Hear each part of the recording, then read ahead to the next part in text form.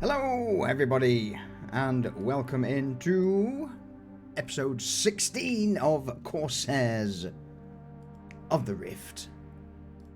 Okay, so this is when he comes back, I'm sure.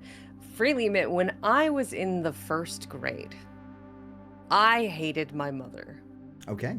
Honestly, not much has changed. So, in the first grade, my dad was supposed to take me to go get my hair cut. We went to my barber, his barber, and the barber's like, "All right, what you want?" I'm like, "Let's take off the top and party in the back. We're going full mullet." So in the first grade, all of the photos of me have mullets. And my mom hated this so much. But yeah. I mean, you weren't wrong there. I came back at the perfect time. You did. I could feel it in my bones before I even started speaking. Like, yeah, this is that moment. Hello, everybody. Hi, chat.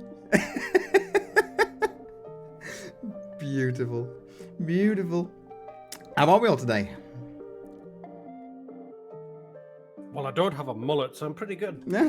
Same. I don't have a mullet anymore either, but in the first grade, like many years ago, we're not going to say how many, I did. It must be nice to be able to grow a mullet. Tangentially related. Go on. I cut my own hair a couple days ago. Oh no. Is it a And mullet? how did that go? I mean, it could have been worse, but it also could have been better. Like, did you give yourself, like, chopped bangs, or, like... No. I know Okay. better than that. All right. I need pictures now.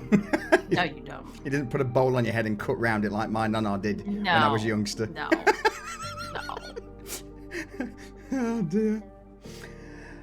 Solution with a bowl cut. I did at one point. I will try and find the picture out for you all at some point. But without going off on a weird head, I can already see today's session is going to be about hair. If we give you a bowl cut now, wouldn't it just be a bowl and a permanent marker drawn a line? It's pretty much. I would look like the monks from, the sort of the 1500s. There. Echo, save us from this madness. Well, that's not my job at all. What happened last week? Well, we got all prepped and ready to blow up Hornigold's ship and ambush some dudes. Jump disappeared on us. Right. I'm sure Mafet's going to give us a solid Explanation a solid as to what she was there. explanation. A solid Yes, explosion she of what has- happened. She has one prepared. Wonderful. As we set off out into the asteroid belt and ambushed some ambushes, and we fucked them up.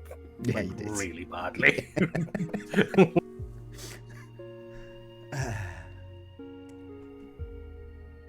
And I'm okay with it. Then we boarded, murdered the rest of most of the crew. They then surrendered the captain, which was fucking a giant Tony Harrison. If you don't know who that is, Google it.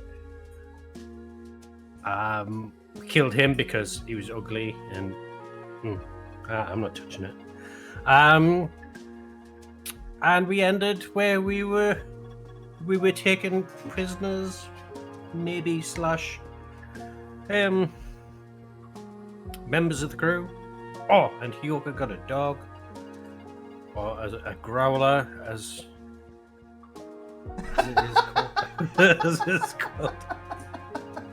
Growler, minge. Wow. What were some of the other words that were sending you into catastrophic laughter last week? Wow. You want to share the picture we found of the terrible Chinese crested? That it's No. like a big version of that. Oh. Oh. I'm not going to subject them to that. Google it. If you're interested, Google it, chat. So yeah, we ended where we were just about to leave, I believe. Well, say basically you'd got the guys in restraints, and it was just a plan of what's happening going forward.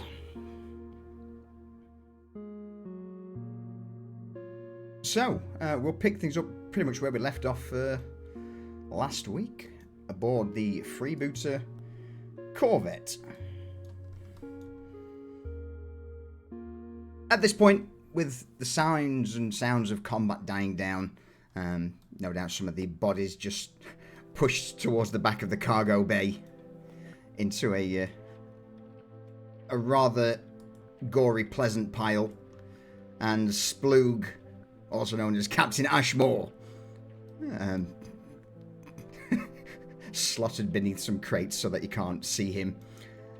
Your attention returns to the 3 captives and, of course, Stella. But before that happens, there is signs of movement above, as on the metal stairwell you hear the clanking of shoes as Mafet emerges. She's gonna be weakly making her way down the stairs. You could just tell that she's just not got a lot of pep in her step.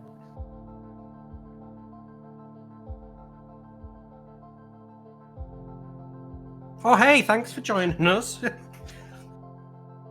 Yeah, I'm here.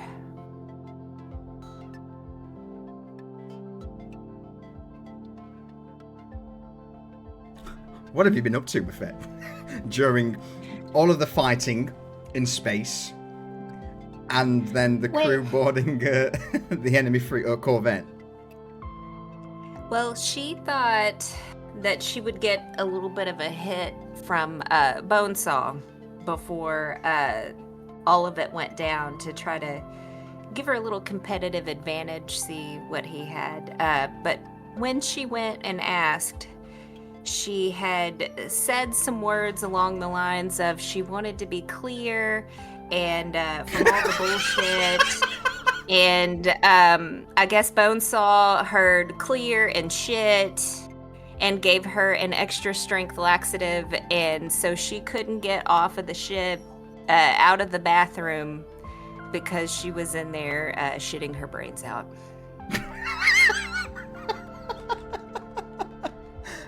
And now she is completely drained and weak, but is cleared and ready to contribute to the team.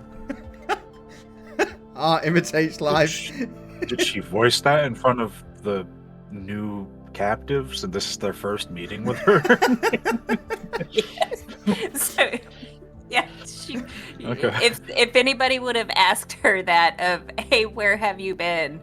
That would have been her exact explanation.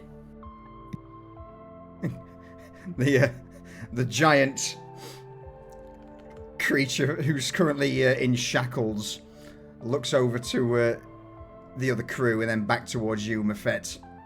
And this brass gear goes, And she always like that? Yeah, first mate gravy train. It was like that. And Yurgo's gonna start trying to go down the hallway and start clearing rooms to make sure there's no one else hiding out. Go for it. Yeah, that's what he's doing. What are the rest of you up to? Mafet would say, Maisie. Oh, You might- hi, Mafat. Hi, you might know? tell Hoboka, or Hyoga, Hera, not Hyoga, Hera. Turn some fans on. Are you okay? You don't look Are we so good. venting to deep space? What? Just, this was atrocious. Ah. Yes. I mean, that feels like a not my problem. Oh, it will be. You get back on the ship.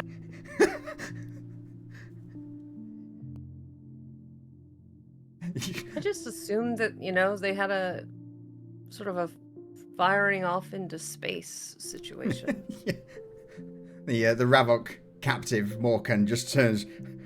Are you telling me that we've got bested by someone who couldn't get off the boat? No, because she wasn't here. You were bested by us. Now sit down and shut up. Yeah, Shit yes, ma'am. down and shut up. So Yurgo has found some locked doors, so down Oh, the no. corridor, he just fires up his plasma cutter and starts cutting into them. I'm sorry, everyone. Just hold.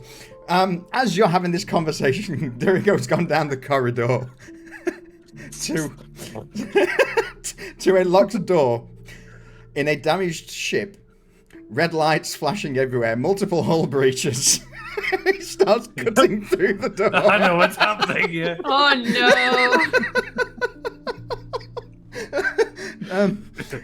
Close that door right there. There we go. If you would be so kind as to roll me a dexterity saving throw, please. 100%. Incredible. Just like Dear. everyone's gonna hear, hey, I found some locked doors. There might be more stowaways. Jericho, wait and You hear the sound of the. Go on. There we go. The vacuum of space rushing in. Yes. Dirty How do you- 20.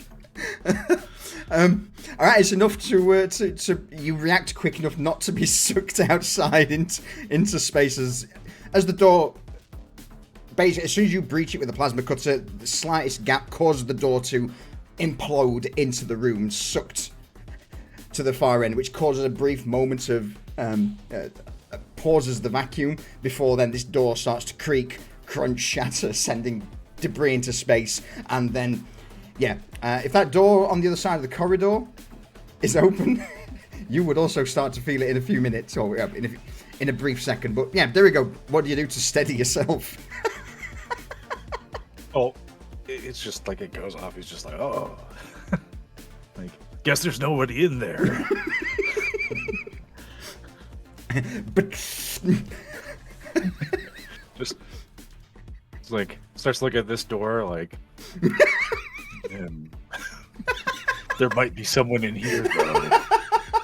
for fuck's sake. Jericho, stop!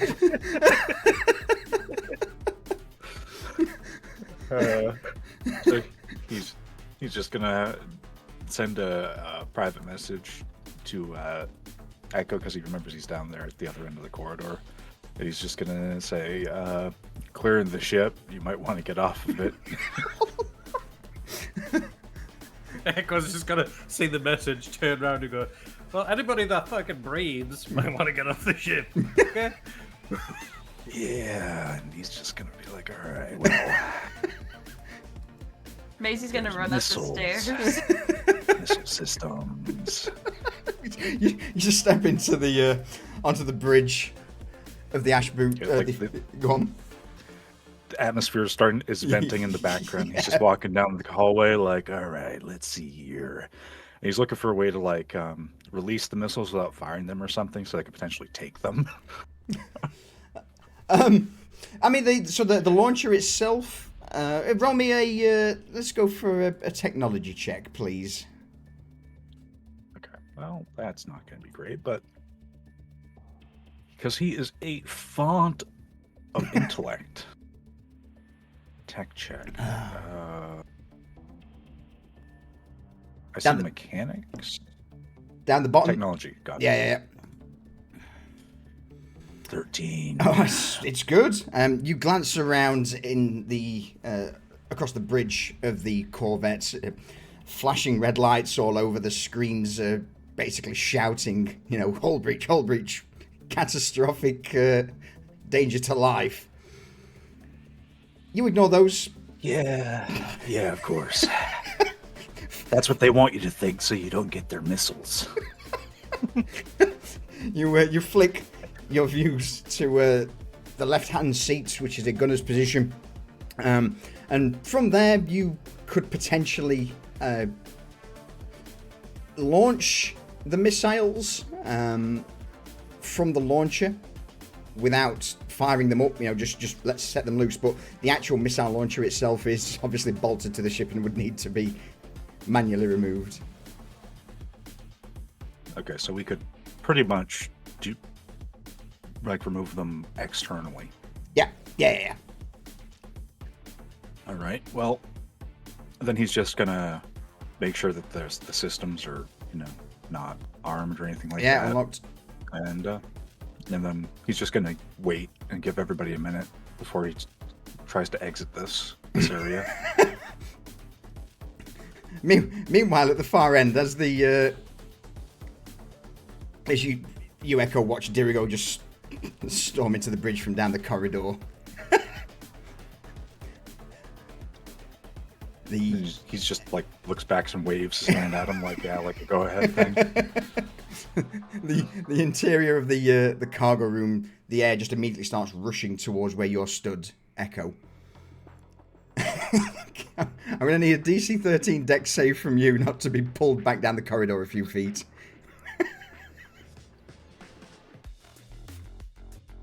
Because you didn't close that door. But he did. That's why he DM'd. No, he didn't close it. He just said, "Nah." But you managed to steady yourself. I think somebody else clicked it, so it's open. Fuck it. I'm fine. I'm not gonna suffocate. I don't fucking care. Not my problem. Morkan, Gralak, the two larger aliens grab onto something, but little Nebbit, who's just shackled, starts sliding across the ground towards you as he's being pulled. Not the rabbit. Can I grab Nebbit? Sure. Yeah. In fact, roll me an athletics check, please, Heyoka. Let's go for DC 10. Athletics. See whether he gets... Oh! No. No. Last chance from Echo. Does Echo save him? Athletics, did you say? Athletics, yeah. As he just whizzes past you. I mean, I can see. I don't even notice it. It just. No. You says, no. He tries his best to grab on to. Let's see if he can grab hold of something at the last moment. Can Stella try to grab him? I think if Stella goes around that corner, she's also going down the. Okay. Down the vacuum. We hold up. I was going to say DC 13 for him to grab hold of something at the last minute. All right. As he gets further down the corridor, he manages to just, at the last minute, as he bounces down, grabs hold of the handle. He's like, no, not like this, no, please. I'll give you anything. I don't want to be sucked down a hole. Right. And anybody that breathes, get off the fucking ship. I'll go get the bunny rabbit. He's gonna stomp down the corridor, grab it by the lugs, and then start dragging it back. Maisie has gone up the stairs and she's kind of like trying to push Mafette back the way she came. Jax, what are you up to, my dude? Just been watching all this comedy of errors unfold in front of him, and he's just gonna crawl up the wall past everybody else and back onto the ship. Almost like you've been through this situation before. Yep. Alright. So yeah, Jax passes Hailka, Maisie, Mafette. I would imagine, Hailka, you've got Stella by the scruff of her neck as you drag her along. Yep. Gorn will grab Lysa and just throw himself across towards the stairs. Maisie, Mafette, you two heading up? Yes. Yeah. Since Echo's being taking the last point, what's happening with the other two captives who are currently chained to restrained and holding on for dear life, who look towards you, Echo, pleadingly to take them with you? Nothing wrong with their legs. Yeah. It's like, what? Your fucking legs broken? Yeah, oh, all right, yeah. Just, do you want to step and get shot? They stand up. Not so much stand up, but like caterpillars across the floor. They scooch across to the other side as the vacuum starts trying to pull them away. But yeah, you all easily make your way on board the ship. Echo, are you staying for anything, or are you going? Yeah, I'll stay and wait for Derigo. I'll throw the rabbit to somebody and be like, yeah, take this fucking thing. Why am I touching it? Ah! My ears!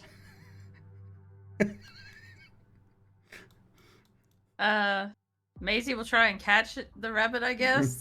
Yeah, I would say you do. If it's heading in their general direction.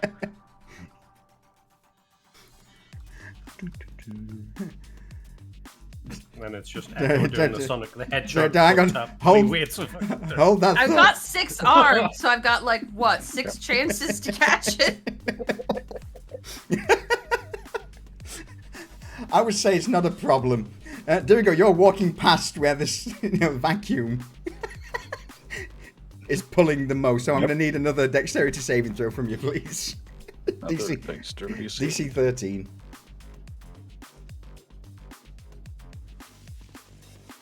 Ba-ba. No. Not great. Ba-da-ba-ba-ba. Echo, as you're at the door to the corridor, you look down, you see Dirigo making his way up. Dirigo, what does Echo see? Basically, just Dirigo's walking by. He was fine before, so he wasn't thinking anything of it. And basically, Dirigo just starts sliding to the side like it's a Michael Jackson song, just like right across towards. So this moment, as soon as you enter this room, it's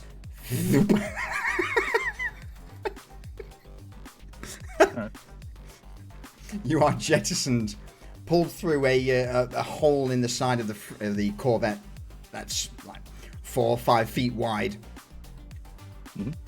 and find yourself floating in space. Damn it, not again. Echo, the response to this. Damn it, not again.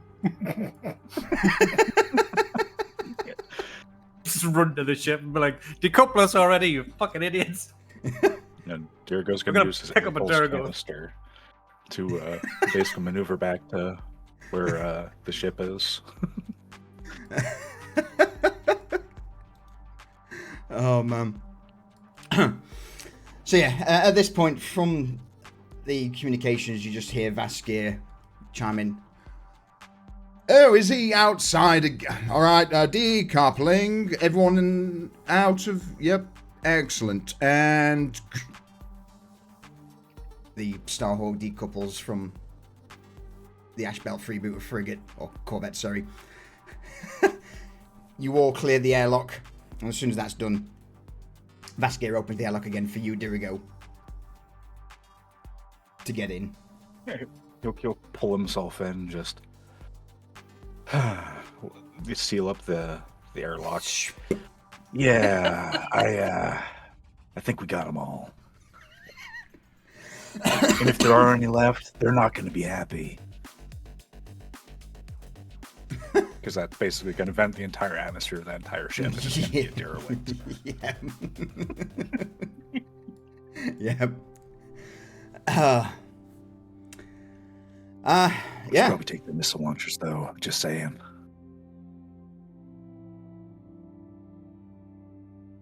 All right, okay. Well, we got time? Yo, Cap! Yep. How's scans looking? We clear? Oh, hang on. I've not checked them in a while. Bear with me. And Did one job. well, I was listening to the commotion over the. We do. You might be better off for you to get back up here, Echo. And actually, if everyone could man their stations, that would be really good. Are we manning stations because we have incoming, Captain? Yes. As a matter of fact, that Okay, well then you should say that. Man stations, we have incoming. Oh boy.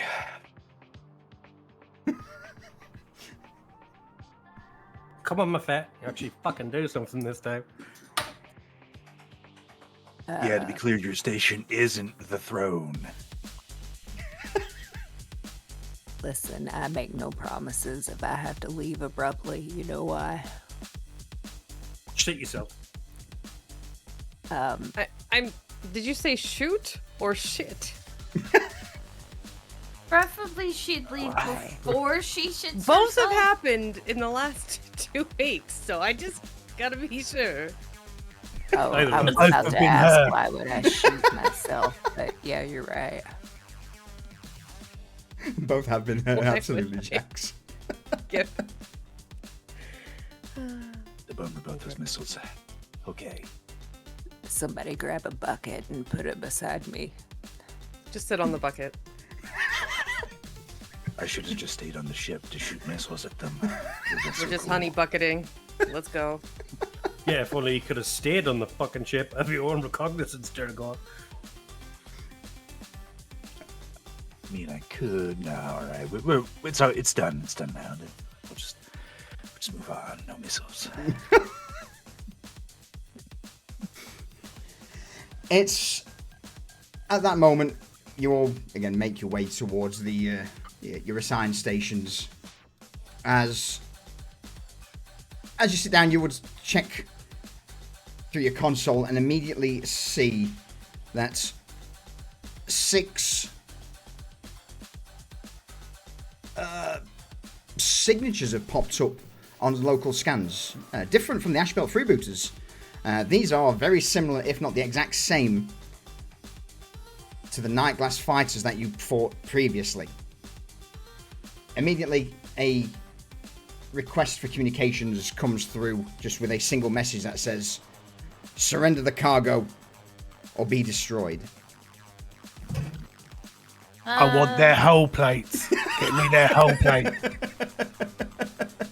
All right, Jax has spoken, guys. Is it like a text message, or is it like their audio thing? Yeah, it's just a text message that's sent through. All right. Dirigo's gonna go to the gunner station that he usually gets on and everything. Same. But just he's just like, are these guys stupid? Do they not see that we just raised half a fleet?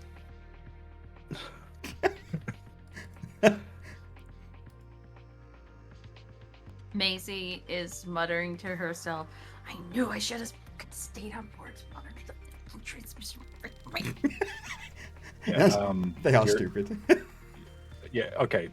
Like, honestly, Dirigo was going to try to figure out the comm system because he never actually uses it to try to, like, send them a message. Just be like, he's going to just see if he could open, like a comm to them. Easily done. You with the amount of additional work Maisie's put into the systems, you can pretty much force through voice. Okay, so he's not even thinking about it. He's kind of heated because of the whole situation. He's just going to be like, that doesn't matter who's there. It's just surrender the cargo. Seriously, do you not see that we just destroyed an entire fleet of pirates better armed than you, the little pieces of shit? I'm coming for you. You're all dead. Your hull plates and your teeth are ours. I don't have any teeth. Fucking shoot him. If you do, I'm gonna find them. I You think will after this. Maisie's gonna open the communication portal and she's like, what Dirigo is trying to say is, how about you surrender or we kill you all and take your ships apart? Yes? No? Maybe? Alright, time's up. God damn it. Fuck! As these 6 little fighters begin to scream towards you. Now, you know these things are pretty much no threat as you've engaged them before, but just to get us into another quick trial run of the system, let's give it a crack. So, as this... So, go on. Does that mean we're rolling initiative here? It does. Yeah. The ship rolled. Ship has Terribly. rolled. The ship rolled terribly. Oh. Yeah. Unless someone wishes to spend their inspiration. I have an inspiration before I left abruptly last Sunday. We could use mine. All right. So, 7 or go on, Mafet. Roll that initiative. All right, so I'm gonna click on it. Should be at the 'Cause I'm very. the ship. You are the ship. At the very top in the carousel, you can click on the little dice button there. Okay, found it. Do you want to take that instead? Substantially better. Found it. The fighter who you'd claimed his teeth, him and his squadron mate just set off straight towards the Starhawk, guns blaring into the void of space as it shoots out its chin gun and hits solidly. And immediately you would see, as the weapons flash, just shards and bullets start to hit the outside shields of the Starhawk before a few of them puncture through, hitting the glass of the cockpit. The glass would crack slightly, and a few of the other rounds would puncture into the hull. Nothing too major. Nothing too major, but considering the damage you took earlier, still not great. In retaliation, so just as a quick recap, you all get a chance to do something depending on your position. So, Mafet and Echo, you are classed as pilots, so you can do any pilot actions. Heyoka and Dirigo, you are gunners, so you can do any gunners actions. And Maisie and Jax, with you guys being tech, you can do a tech action. Or, again, if you want to do something completely different, you got a crew action. There is no initiative. You all decide when you wish to go and what you wish to do, as some abilities will benefit people in other positions of the ship.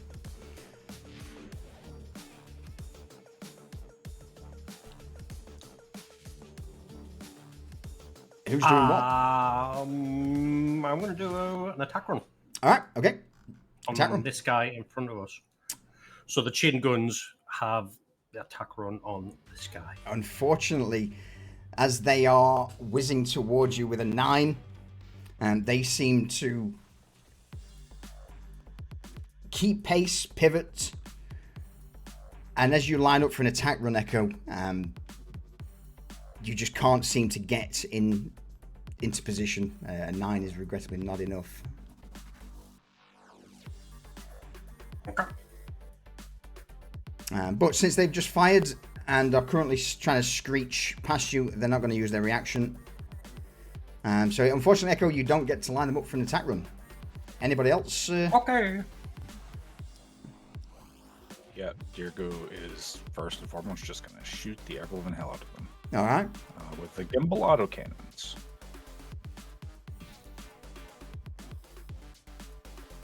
Actually, it's yeah, this set right here.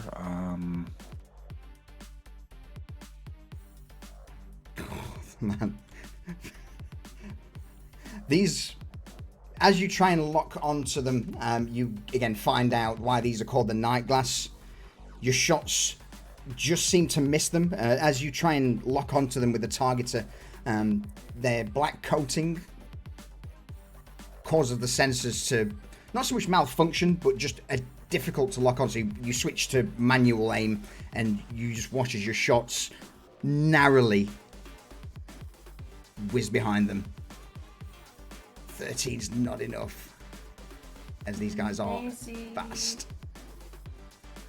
Maisie sees. So go ahead. They fire in twos, though, right? So there's a Yeah, second cannon to fire. There is indeed, yep. Okay. Oh, Oh, fuck. That's bad. That is bad. As you go to fire the second cannon. Oh, okay. I'm gonna let Maisie's crit success cancel out your crit fail if you want. Yeah, we can roll that with advantage, I guess. Next weapon attack made by the ship using the attack maneuver is made with advantage to the roll. that's better. Definitely better, yeah. I was trying to chime in before Yeah, no. fired, but I didn't have anything targeted, so it took the roll a minute to show up. It's all good. So yeah, as this first shot misses, Maisie, what do you do? As you would probably see that this stream of autocannon fire is just not hitting the mark.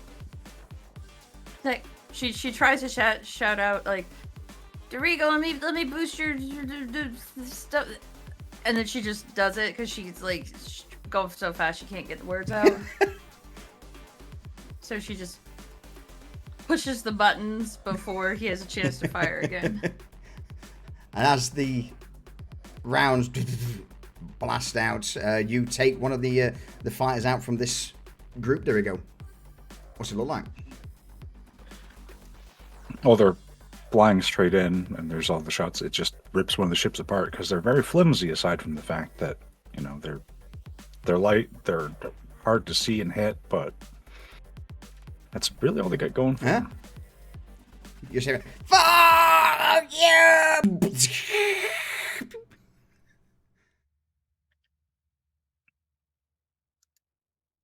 Anybody else?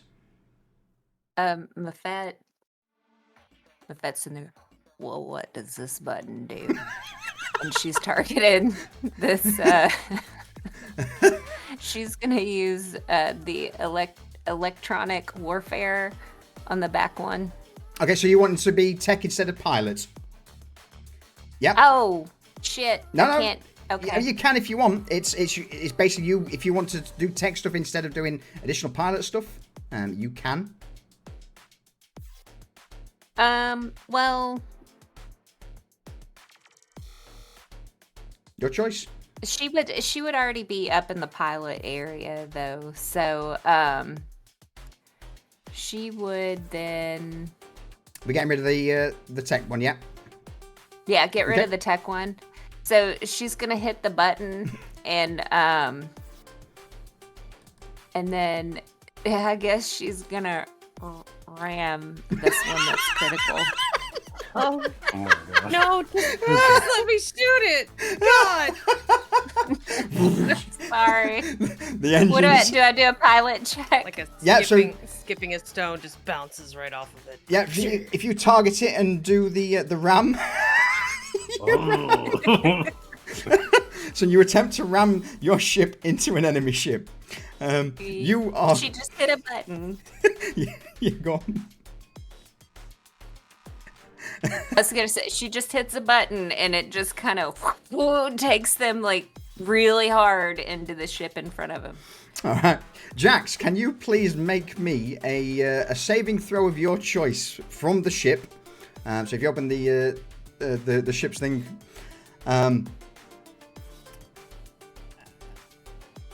I will do a dexterity save from the night glass as they try and swerve out of the way. Oh no, they're gonna get fucked. Yeah, you beat them. That's the main thing. Boom. Roll me. Target ship is a small ship. Roll me 2d6, please, Maisie. Sorry, Mafet. And whilst you're doing that, Jax, what do you do at the as you see the engine core just start glowing as thrust is applied to the Starhawk? You know what's coming. You've seen this before. You know you're about to hit something. Is there anything you want to do, just flavor-wise, to stop the ship from smashing up? Yeah, I'm just gonna reinforce the front shields and pray. Yeah. You would just see this flicker of blue in the front of the Starhawk before all of a sudden this fighter approach. What was once a small dot to you, Echo and Mafet, gets bigger and bigger and bigger in a split second before just boom, smashing apart to the front of the Starhawk. Maybe I don't need to press that button again. Oh, you think? You think? Didn't think it would make us do that. I thought you had them all labeled, you fuck. This one didn't have a label, so I thought maybe I My would money see what I is did. on Captain Baskier, like pulling things. So I'm like, we don't need these. Maisie Ripping pulls them up off. the security footage of the cabin from during the fight, and she throws up on the widescreen Captain Vaskier idly picking off all the labels while he waits. Yeah. I mean, Vasquez at this You're, like, point is picking probably he would be sat The behind label you. off of a box or something, just idly, like, oh, just. Oh, I'm sorry. Did we need those? I just thought I thought it was rubbish. I just have this picture of Moffat just holding W. Press W to go faster. Oh, good. Amazing. In fact, do we have that still? Oh, we don't. That's a shame. So yeah, basically, as this ship explodes on the front of the Starhawk, it does take a little bit of damage. But yeah, the Night Glass fighter is completely torn apart. We then have Heyoka and I'm going to move you to there because that was a ramp. Heyoka and Jax, anything you two wish to do? Well, let me math this real quick. Oh yeah, this one's in range. So this one over here is no bueno. This one's good. Okay. Let's take a shot with the old. Heavy chain gun. Yeah, I'm thinking the heavy chain gun. Yeah. It's kind of. Let's give that a shot. Flash It of seems light. good. Oh god, it's very good. All right, a little bit of damage. Oh my god. Taste the rainbow. Taste the fucking rainbow. Taste the rainbow. What happens to one of them, and you will certainly clip the other as well, as just this spray of lead goes through the void. I feel like they might have, in trying to avoid some of the fire, they like clipped engines, and one of them sheared off on one of the ships, and it just kind of spiraled out into space of nothingness. And then the other one is now, well, damaged, shall we say. Yeah. Only one shot, right, for me? Or It double? is. No, it's sadly with that, because it's 2d6. Yeah. And you've only got, the ones underneath. It's just a one spray and Fair pray. enough. All right. We sprayed, we prayed, and we did pretty And good. absolutely. Jax, how are you in the old engine room, my dude, in engineering? Less than chuffed. What are you up to? Now, first I'm getting on the intercom and I'm like, are your fucking eyeballs painted on? It was my butt. Oh, that was intended for me. Okay. And secondly, Sorry. I'm gonna start doing repairs. Your choice. Oh shit! I forgot to switch the things around on them, mate. So another roll That's later all on right. they may be reversed.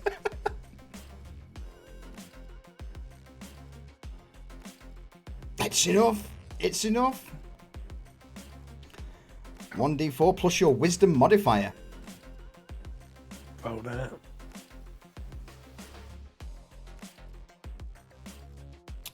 So that's 8. Beautiful. Takes you back up to 20. What are you up to in the? How are you fixing shit, Jax? I'm scuttling all over the fucking ship. Shooting sealant into holes. Sending nanites out to fix the spider web in the view screen at the front. You've got no doubt got Hara around you going, "We're gonna die! Oh, we're gonna die!" Babbage is scuttling around, putting out fires. You know, it's a thing. Beautiful. I don't think I've missed anyone, so we'll go to the Nightglass Fighters. The last one is going to attempt to move up, target you guys with a ballistic auto cannon, but since he's critically damaged, it's going to be a disadvantage. Disadvantage. 10? 10 is enough at the minute, because you've not got many upgrades for the ship yet. So, yeah, you take 3 points of damage as once again this Nightglass Fighter strafes the Starhawk. And it can go there, and we'll start to peel off. The next two behind will do the same again. They are going to move. Actually, no, they're not. They are going to peel off to do an attack run next turn. So they will target you guys, and an attack run is their pilot and skill, which hits. So next time they attack you, those guys with the two remaining ones are at advantage. So you will just see these two fighters just barrel past you and then peel off to the port side before quickly flipping round. And Echo, you've seen this maneuver time and time again. This is where they would just come in on your port side and strafe the ship if given opportunity. So they will have that. All right. Nightglass Fighters, they are out of the fight, so it goes back to you guys. What are you all up to? The very first thing Maisie's gonna do, as they've been rocked by fire and Jax is repairing, she's gonna boost shields. Okay, yeah. Pull power from other systems that don't need it and try and boost shields ship-wide. No doubt Jax just sees the lights flicker in the corridors as someone's messing with the power. His eye starts twitching. Which Your choice. Okay. Is it rolling as me or the ship? So it adds your proficiency bonus, which is +5 to int, okay. I believe. Yeah, that's the one we want to do.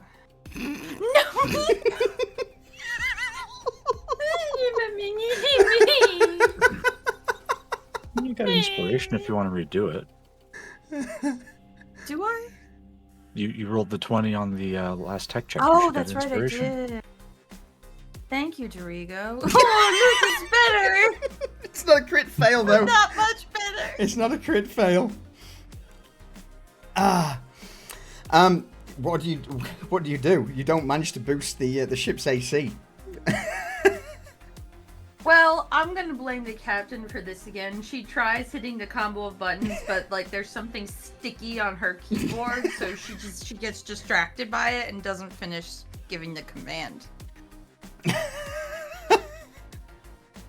You're doing it. It's the wrong. No, you're meant to be doing that. No. What is on my keyboard? What were you doing in here? Well, look. I tried to smush a grub cake through. Anyway. Get me a wet wipe. Get me a wet wipe. Okay. One moment. He dips out of the cockpit.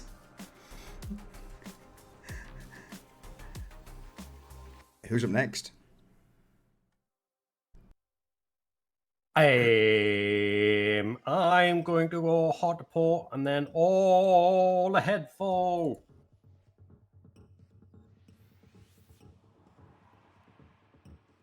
No, I'm not. No, you're not.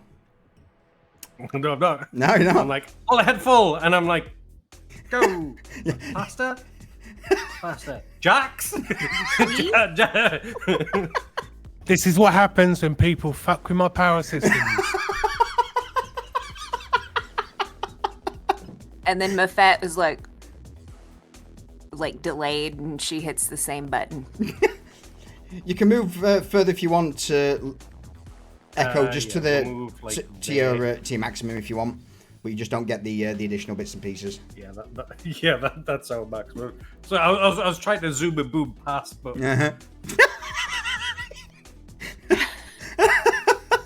Echo's gonna slap my hand and be like, "I know that button doesn't fucking work. Got no power." Jax, Somebody rammed a bastard ship. Jax, no doubt you're scuttling back to engineering. I need you to make me a DC 14 wisdom saving throw, please. I'm only gonna. He's that tilted. Oh no. Mafet or Echo. In fact, I'm gonna put this on Mafet. Roll me a D4, Mafet. Okay.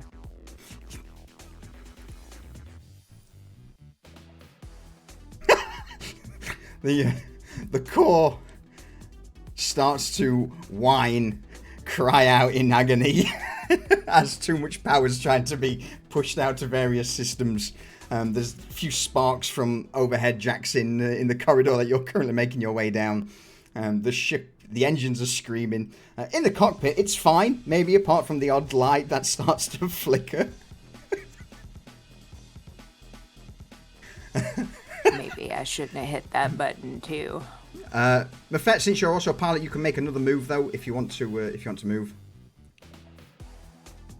Like to go forward? Yeah, wherever you want to go.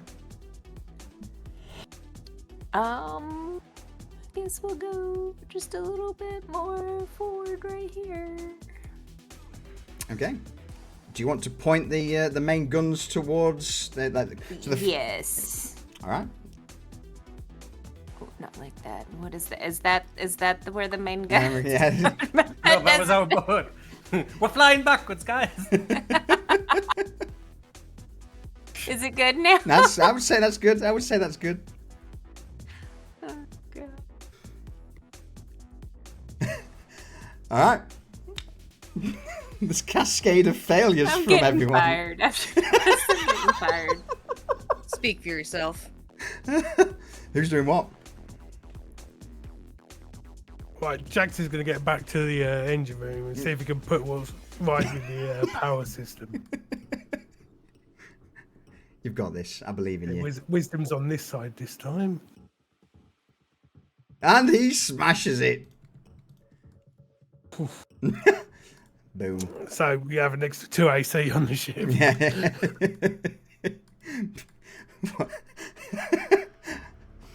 Is there anything you wish to say to your fellow crew members who are fucking your shit up, Jax? You see all the doors to the engine room just shut and lock.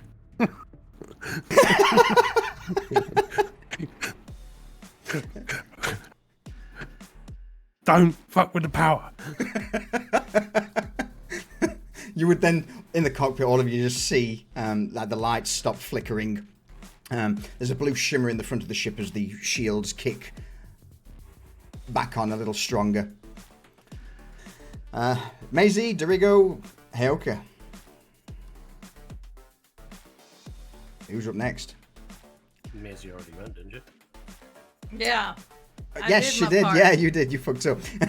Mefet, Thanks. Heoka, and Dorigo. I think Dirigo went in turn order. Dirigo's before me. It's up to you. It's entirely up to no. you guys. You choose. I figured I would alternate with you, Okay. so you can go first this time. Have your choice of weapons and stuff. All right. At this distance, yeah, I'll take a stab at it with the gimbal cannon. Okay. This Yeah. distance. You get 2 attacks with the autocannon gimbals. First shot smashes into it. Roll damage. That's good. Fair. It's good. One of the Another? fighters is knocked out. Another. Oh my god. Yeah. Oh, she's only gone and done it. What's it look like, Heoka? As the 2 turrets open The up. gimbals, just literally lock on directly onto their fuel cells and just let rip. So I feel like they would have just exploded from the inside out in a fiery death ball of unicorn vomit. Poetic. Yeah. Beautiful. Nice. All right, I'll throw those guys around as disabled. Dirigo, with you flicking over to the chin-mounted guns, no targets are available. Do you wish to do something else?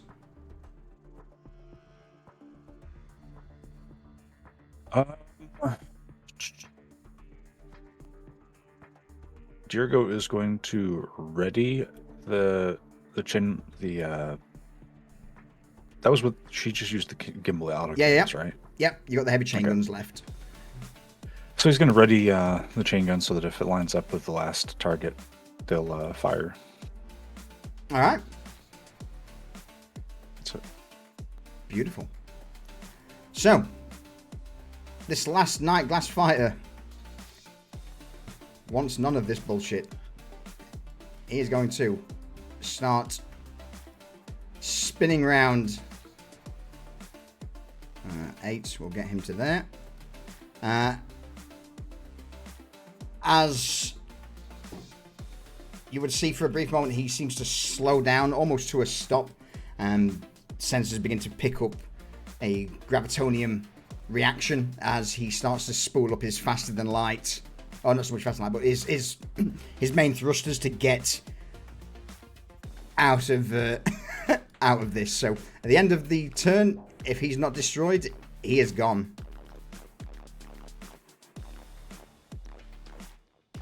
Back to you guys.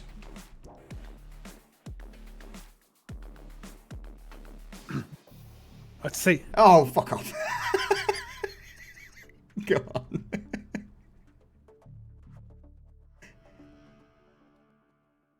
What was that? Maisie has just been quiet because she feels bad, so she just focuses everything on boosting the next attack, and she just hits the button. So whoever shoots next has advantage.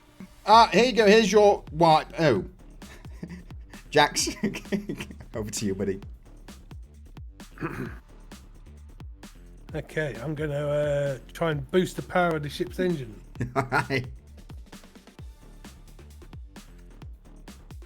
Boost they are. And they are boost. So, basically, power boost. You are granting a bonus to the gunner or pilot. Is that correct? Either or. Yeah. Alright, okay, so they basically get... what's your wisdom modifier, Jax? 5. Stupid numbers, yes. So, roll me a d4.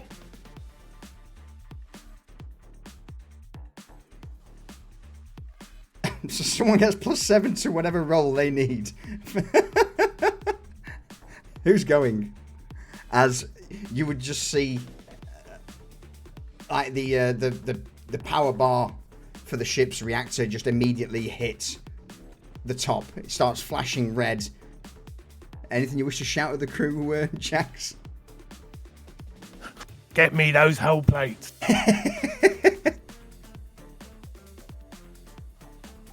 Hull plates, Roger. I'm gonna do an attack run.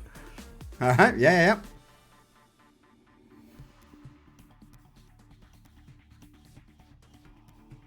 Hup. All right. So yeah, you line up the final night glass fighter, lock the ship in. That'll be the point where I can fire with the ready to action. Yeah. Do you want to add +7 to your roll? Nope. I did, yes, but Do it again. I'll let you add the +7 to the roll. well, if with a +7, that'd be a 20. It would. Advantage. Yeah, it would be 20. Or is it advantage? In fact, no, it damages there, so it's fine. Because we're doing an attack run as well. Mm-hmm. Try and get that crit. Yeah. If you're making an attack, you have advantage because of my thing. Okay. Well, let's just do the advantage for the hell of it then. It's more than enough. What's it look like, Dirigo, as the ship lines up? Well, we just barely get into like effective range, and the chain guns spool up, and just off in the distance, there's a little pop of light, but not the kind that they were hoping for as they depart from the local area. They just basically end up tumbling there in space, dead in the water, because they were already stopped. They get hit by the ammunition. They just stopped for a lot longer than they expected they would be. Beautiful. As this last fighter's knocked out of the fight, you now left. Maisie, you would just do a quick scan of the local vicinity and see nothing but wreckages. A few SOS beacons have been popped by some of the fighters. Others just sending message of, we're done, we surrender. So she just says, yeah, they're surrendering. And then she's gonna take the wet wipe and clean off her workstation from sticky. And beyond the grave.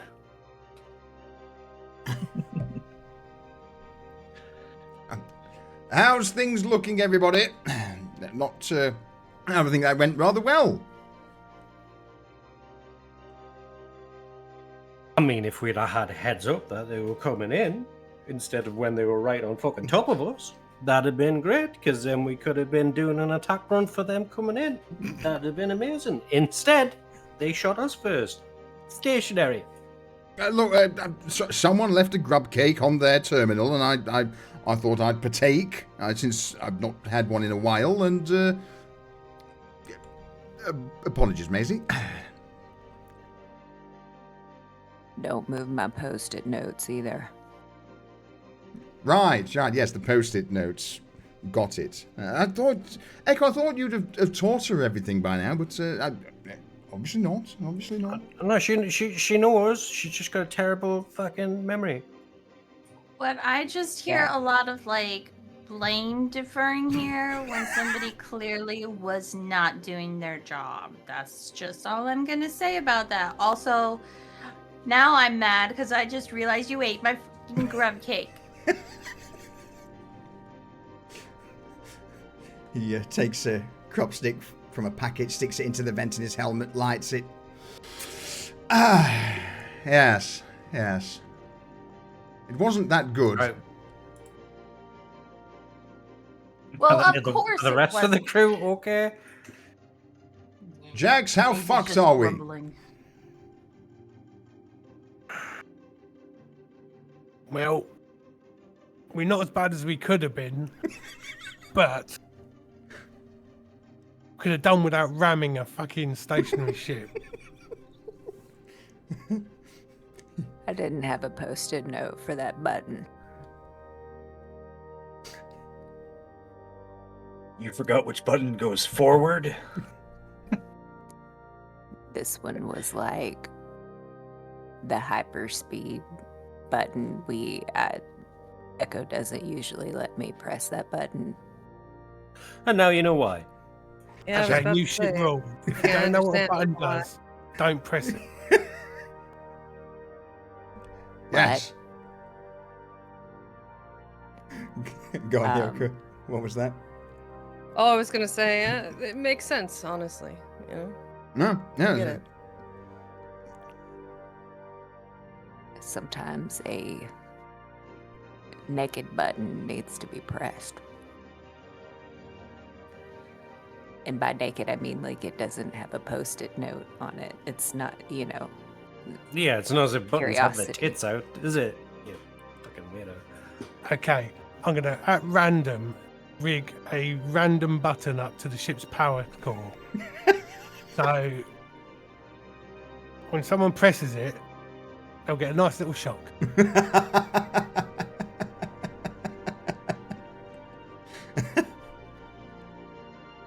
Are you telling me? I mean, I can't control myself whenever I see a random button. I need to press it, and I need to know what it does. You're in for a surprise then. Mm-hmm. Think of it as a,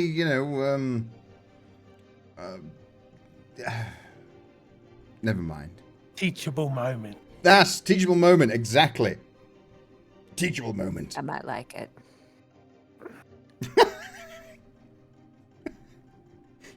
Yeah, I think he's trying to tell you to go in a different direction. In general. I mean, I can go left, right. I don't have to go straight, like Well, when I press going that button, forward I'm going a different. I was a going lot. forward. is the direction. So yeah. That works. Yeah, and it was really fast too. Listen, I mean, like Maisie was saying, I feel like everybody's kind of playing the blame game right now, and I feel some elevated. Yeah, I'm just gonna go over. What do you mean here. blame? We kicked their asses. Somebody's not happy that I rammed them. I can feel it. It's more than one person. Jax is going to be much happier once he realizes that means he can pick the night glass off of the hull instead of having to fight it in space, though.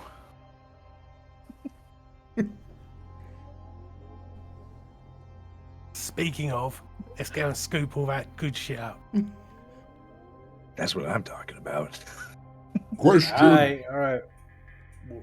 Oh shit! I forgot you were there going. Gorn's still in the airlock. There's a few battered and bruised prisoners in here. One may have clanked into my shield. Do you want me to put them anywhere?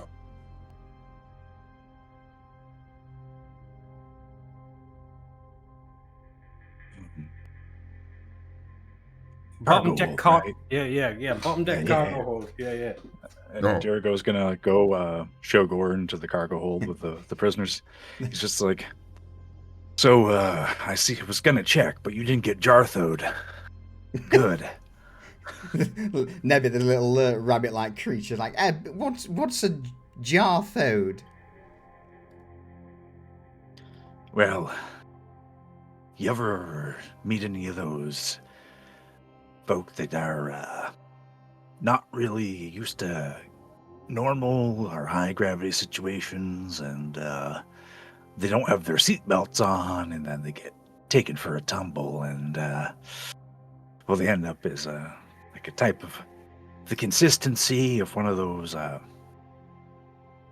Honestly, probably the grub cake is more dense. So, like one of the slurry packs, it's basically that just. But it was a person. The three prisoners recoil in horror as they slowly nod, understanding what happened. No, not. We were. We're fine. I mean, I may have. You see this. You see Nebbit just rubbing his ears, and you get the impression that throughout this entire ordeal with you guys spinning through space and fighting, that Gorn no doubt held him by the ears for the entire thing. All right, well, let's get you to your lodgings for the time being, and we'll sort everything out. We'll have HR first, cat first mate, gravy train show you to it later. But for now, Is that my new nickname? I think Dirigo's so. gonna try really hard to make it one. It'll fail, but he's gonna try for a little bit. Gravy train. Why? And as you're escorting the prisoners over the internal communications, Why gravy train? There we go. Oh, Dirigo's not responding. I think it's because I'm thick and tasty.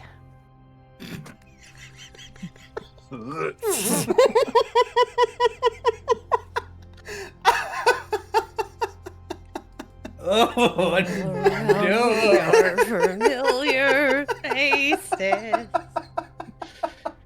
What a place! What a place! right. Vasquez just ponders for a moment, looks at you, Mafet nods, and then exits the cockpit.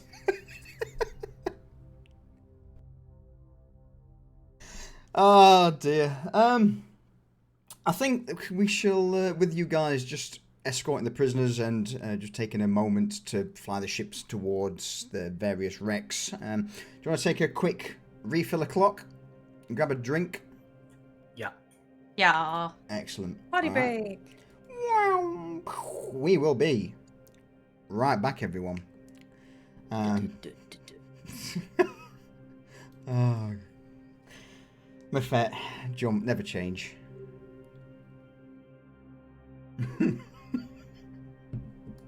Who we banning, Vex? Who we banning? Yourself? What? Yeah. Why? Because you put exclamation mark ban in my chat. That is. I definitely put P. What? I don't. Oh, okay.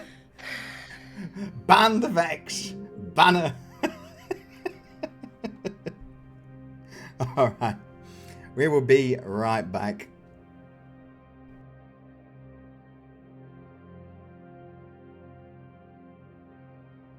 Incredible. All right, I'm gonna make good on that promise to use the restroom. BB. Hi-oh.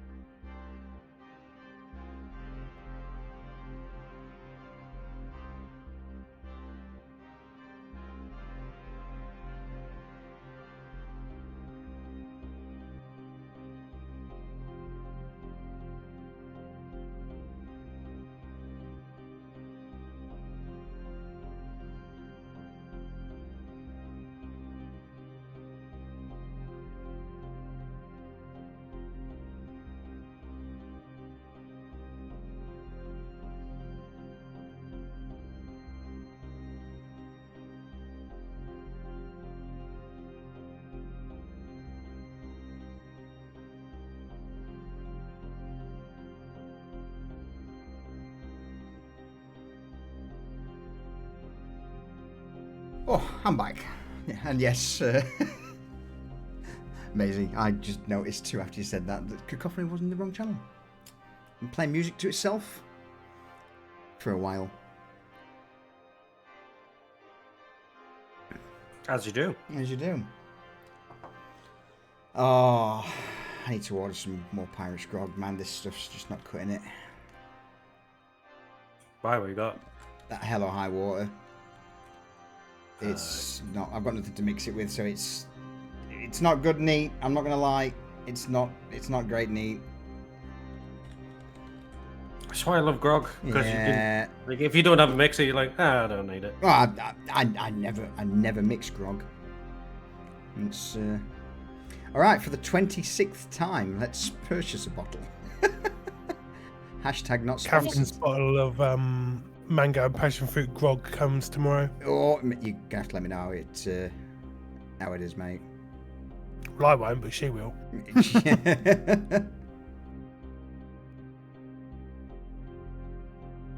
All right, done. Fresh bottle arrives tomorrow.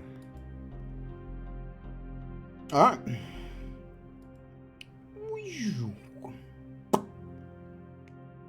We're back in the room. Or back in the void, for that matter.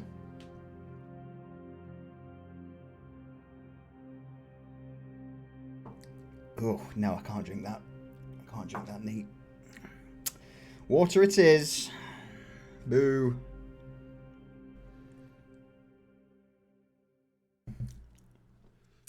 All right. Are we still waiting on the folks? Probably. Probably.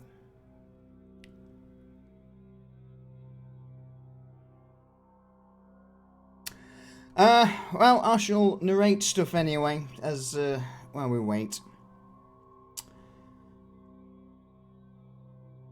Echo, no doubt you would start manoeuvring the Starhawk round towards the various wreckages, popping open the top hatch to scoop in the various bits of debris, or at least the larger craft. Granted, you can only work on one at a time, but how do you want to go about... go on, yeah.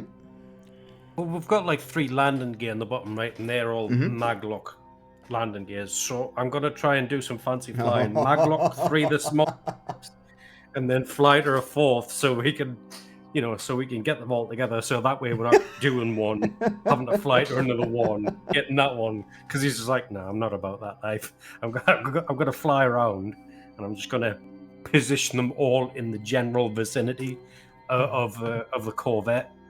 Okay, yeah, I'll bring us back to this scene for now then. Is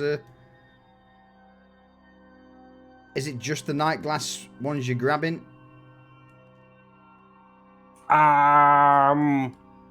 Loot everything. I don't know, what could we get out of the freebooters?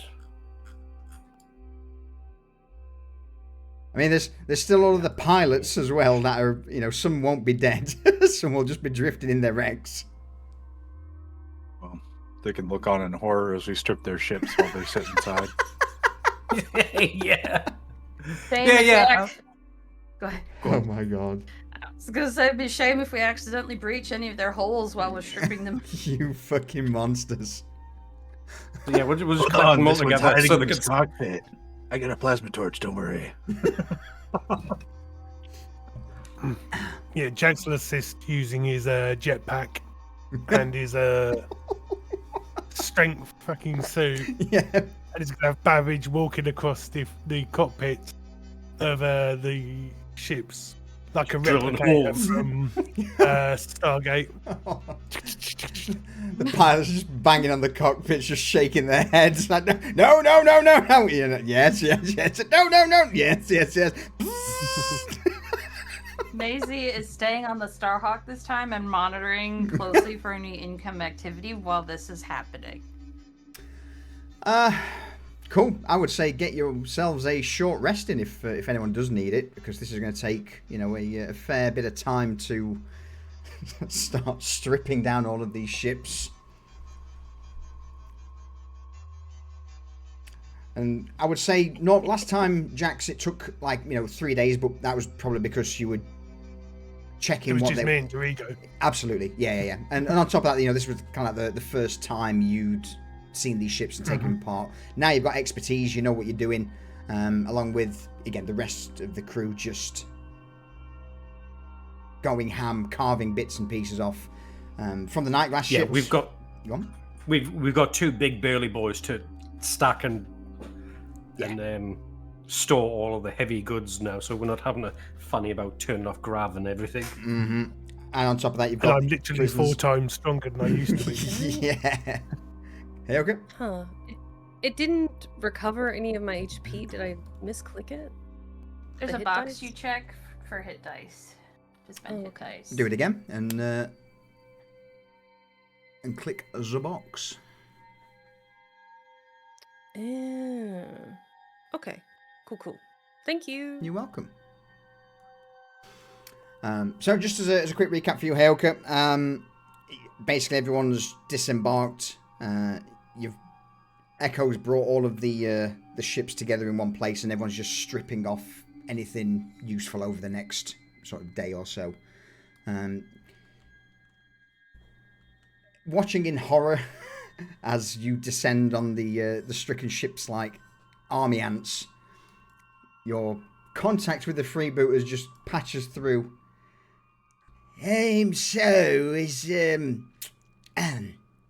Are we going to be here long? Because, what are you doing today? Oh, by the stars! Oh, no! Watches as Babbage starts just carving the ship apart, the pilot banging on the cockpit glass as it vents. Anything particularly you're wanting from these vessels, apart from just the night glass plates? We want the missile launcher from the corvette and any ammunition. Yeah. Maisie, as part of a psychological warfare tactic, while she's in the ship monitoring for incoming, she's also gonna pipe in extremely loud techno to every cockpit on every enemy ship so that they can't even hear their self scream. Oh my god. In space, no one can hear you cry. There is only the sound of hard baths. DJ Blackman. Yeah. I like to think there's one ship, and the guy that is having the time of his life is a techno fiend. Yeah. For one of the cockpits, he's turned all of the screens to just different coloured flashing lights, and he's just raving in his cockpit as his ship's torn apart around him. Yep. Get that man off the crew! Any of the ships that Dirigo assists with, like, if the pilots are in there, he's gonna like gesture to his mouth like he's grabbing his teeth and he's gonna point at them.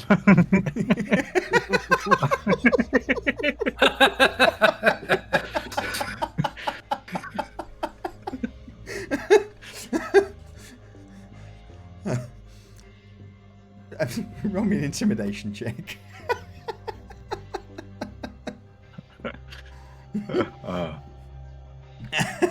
I told him. All of them seem to shake their head, but some of them, like the Karnak individuals who are a bit more butch, beefy, who have obviously protruding tusks from the more like protruding canines, just try and pull their lips over the tusks as they shake their head. Yeah. And he's gonna do this gesture like a necklace, like he's gonna make it fit their teeth into a necklace. You see, the Karnak guy just pulls his own plasma cutter out and just starts welding his cockpit shut.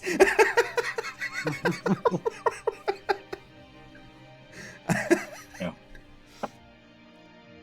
Otherwise, he'll be very helpful. As helpful as possible. Get the job done quickly once he's done fucking around with the stranded pirates. All right. The only other thing, I would say that on the Ashbelt Corvette, the giant autocannon battery turret on the back is probably A, beyond repair, and B, would be difficult to attach to the Starhawk. But there would be... without a proper Well, I refit, thought that right? might be the case. Yes, but roll me, Jax, roll me a... Let's go with a perception check, please, good sir. Perfect.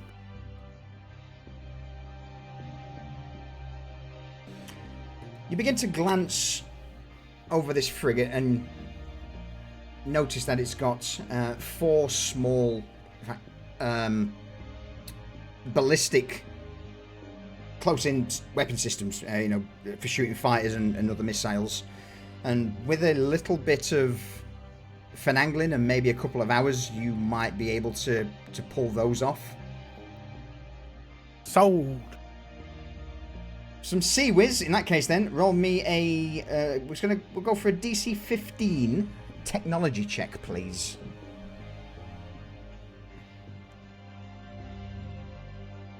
Okay. Okay. My bag. Okay, I'll put the Sea Whiz in your inventory as well then. So a missile launcher, Sea Whiz, a night glass fucking hull plate. Yes. Can we also loot their store of autocannon ammo so that we can just replenish our store with it? Absolutely. Roll me a... let's go with 2d10. Macy will pipe up on the comms. Don't forget their medical supplies. You can have 1. Guys, we got 1. I'm also going to extract their gravitonium fuel if I can. Oh, you. All right. Give me a twist of fate, Jax. On a success, it is a the same type. The canister. Do you use the canisters to inject like liquid, or do you have the blocks that burn? We've got liquid. Liquid. So on a success, you get the grav cans, the liquid version. On a failure, it's the blocks. Okay. Alright, I shall throw... so you've got a spare grav can as a resource, and medical supplies times 1. We got the juice, we got the guns, we got the boom boom. Yeah. And then another 14 ballistic shells. So that'd be 39 ballistic shells. So yeah, from that, as you begin to scavenge the rest of the bits and pieces, night glass coating goes up from minor to major. I'll add in the extra little bits later on, but that will certainly bump your AC up by 1. So go from 10 to 11 for the ship. Okay. Also means basically the way night glass coating works. They muddy a ship's signature across multiple spectrums. The layered surface disrupts gravimetric readings, scatters electromagnetic returns, and interferes with common detection methods used to track vessels in open space. Fitted to a hull, they can break up basically any and all signals, making you harder to detect, pick out, lock onto. So what I may add is another tech ability that allows you to boost the night glass signature to either evade scans or to increase things like AC or disadvantage. Well, first Disadvantage of an extra attack sounds. yeah. So Done. we've already got one that adds to AC, so Yeah, done. I shall add a new ability then from the night glass coating that imposes disadvantage on the next attack against your ship. On top of that, again, 14 rounds, 14 ballistic shells, and 6 light missiles, coupled with your ballistic Sea Whiz and missile launcher. So it's looking pretty decked out. Pretty decked out. I take it we're getting ammo as well for the missile launcher. Yeah. You got the missile launcher. You got 6 light missiles for the Side launcher. missiles. Cool. So if you open the Starhawk's inventory, you should be able to see all of the other little bits in there now.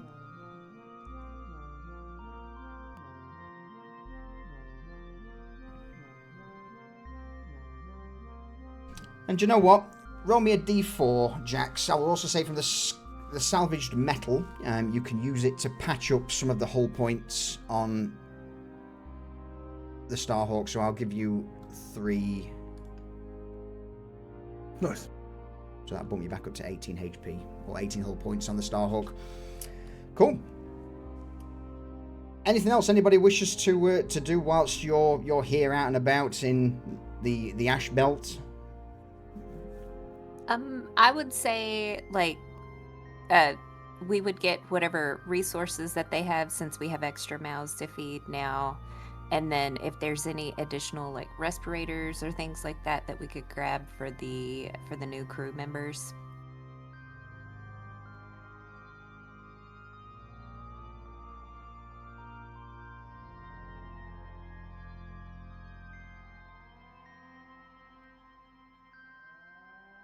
That's all that I had on my list. No, that's all good. That's all good. What I'm going to do then is I'm going to throw in a few other little bits into the hold. These aren't technically, usable items, but you can trade, barter, use them for RP. So metal cargo, I would say industrial cargo and electronic stuff. Yeah. And I'll give you a fold block from. In fact, no, I won't, because they're pirates. They wouldn't have a fold block. Construction bits. There you go. So I've thrown some extra little cargo into the Starhawk that you scavenged from the from the Corvette and the hauler, or at least what's left of the hauler after it was detonated by the Gutter Kiss. The last thing I'm gonna do. Go on. Last thing I'm gonna do before we leave is rig the Corvette to explode once we leave the area. Yeah. We were never here. Yeah. Wink, wink, nudge, nudge. In the bridge of the Starhawk, looking out just off to the starboard side at the asteroid belt. Echo next to you is Horn of Gold. He looks out at the wreckage of the Gutter Kiss. Well, dare say that she had a fine send-off. I mean, didn't she though? Well, like a firework in the void. Be a shame if we had to do the same to this ship now, wouldn't it? Fuck you say?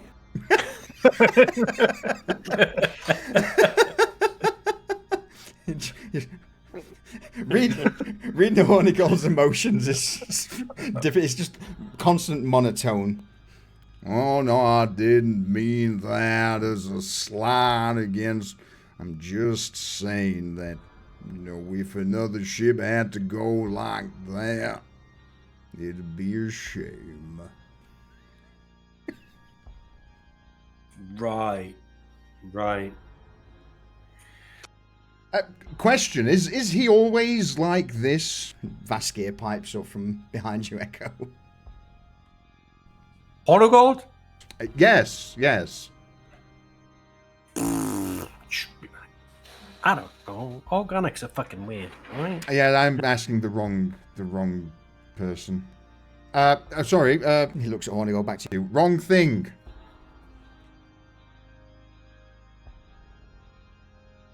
Maisie. Hey, Yes. somebody want to call Eno up here? Because his little puppy dog that's in these little spaceship is crying at us or something. He keeps trying to contact us. I keep putting him on mute. Yeah, all right, hang on. Maisie, go and Yeah. What? grab, let Eno know that his contact is on the line. I mean, So was the captain saying this like in person to me or on the comms? It depends. Are you in the cockpit still, or are you elsewhere? I'm in the cockpit. Okay. There you go. Huh? What? Oh, is he in the cockpit? Sorry. Vaskir is yes. Yeah. Oh, okay. So Eno she'll get on the intercom and say, Eno, please report to the cockpit. Eno to the cockpit. Kind of like in the cleanup on aisle 3 vibes. Vaskir sits down in the co-pilot seat, throws his augmetic feet up on the console, and a few moments later, Eno steps in, and looking paler than usual, his big black eyes wide. Oh, well, that was quite... I think I've got over the... Oh, no. Oh, he's got G-sickness. Fucking throw up on me, I'll kill you. I've got it under control, don't worry. Okay, so... Deep breaths. You rang? The boy's calling. Somebody keeps trying to contact you. Here, I'll put him on speaker. She pushes a couple buttons. This is Eno. Hello? Yeah. Oh, thank God it's... Oh, thank the stars. It's me. It's me, Lazel. Deal, bargain? Yeah, remember? You got me out. Ah, yes, Lazel, I remember. Good. Any chance you could get out of your little craft and come on over? In fact, Echo, Maisie, Captain Vesk, you don't mind if we just had another one, because him flying around in that is no doubt problematic.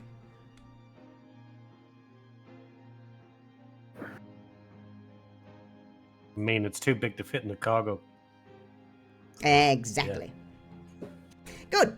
Lazel, remove yourself from that little fighter, and you have... I don't have any... You're gonna catch me, right? He just looks to you, Echo. Well, what do you want from me? Stand out in the hole and fucking catch him? Sure. Pump the cockpit, hop on out, throw yourself. You've got a can. You can make your way over. We'll not be moving, I think. Reassuring. Thanks. Meanwhile, as I say, Jax and the rest of the crew are EVAing out, tearing the other fighters and Corvette apart, and Lazel takes out an emergency cannon, scoops over. As soon as he's out of his fighter, Jax is straight over to his one. There's his undamaged, and he just starts tearing things off it.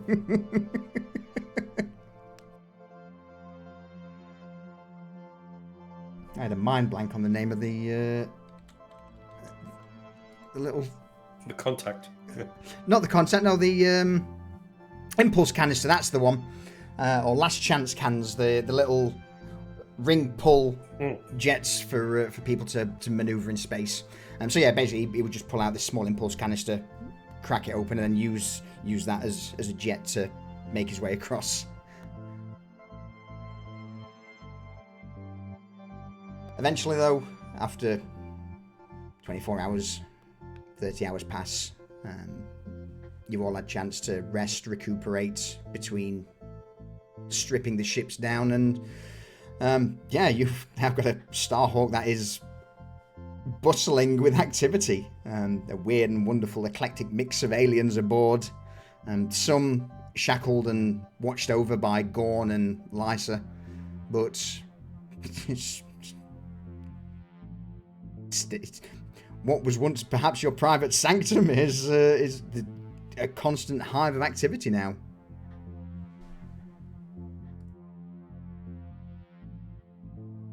So, you know what? It's been almost a year since the ships have been this busy, huh?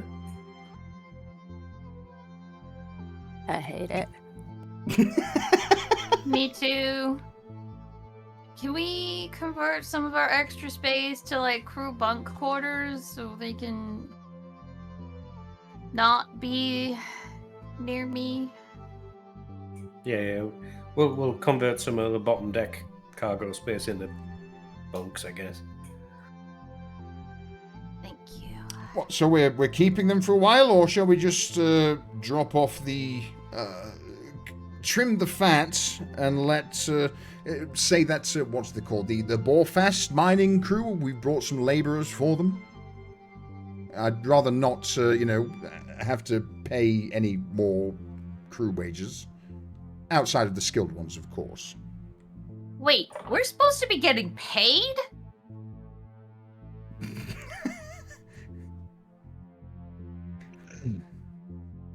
We get paid for jobs. But wait, Yeah. you say we should be getting paid just for time, not just for jobs? Well, would you... Hara is demanding my... I will see you... Vaskir just slips out.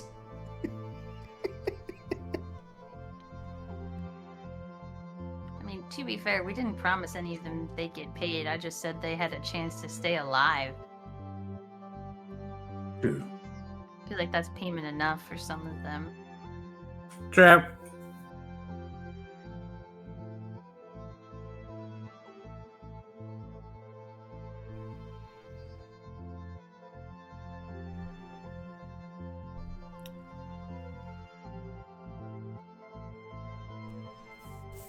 Yeah, we can just ditch him at the station. We'll need to do repairs anyway.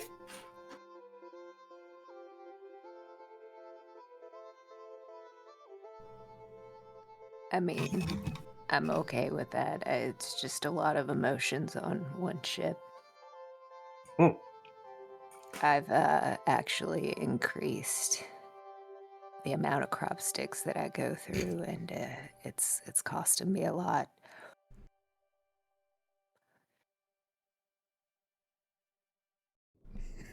I'm going to start enforcing... Sad for you. In future, Mefet. I don't know, maybe you need to just learn to grow your own and make them. Someone's not been deducting her crop sticks, so I am going to start enforcing that. She's got a problem. But that's not a bad idea, Dorigo. Do we have, maybe we can use one of those rooms whenever we kick the people off to I think you probably have to do it in your own room. start farming. Why would I have to do it in my own room? Because there's not going to be any other place for it, and you'd have to watch after yourself. Well, if we kick these crew members off, I could use their room. They don't have a People in room. crew. They have rooms, or they have... Yeah, exactly. They have quarters, but they don't really have a room of their own. There's no free space. It's not like we have a deck for a garden. You could set up some hydroponics or something. Little hydropalooza. I do have room on that desk. In my room.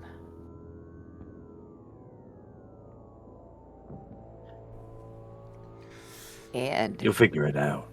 well, and You I can't can go without your fix. No, you're right, and I have to keep the captain away. Let's not share this.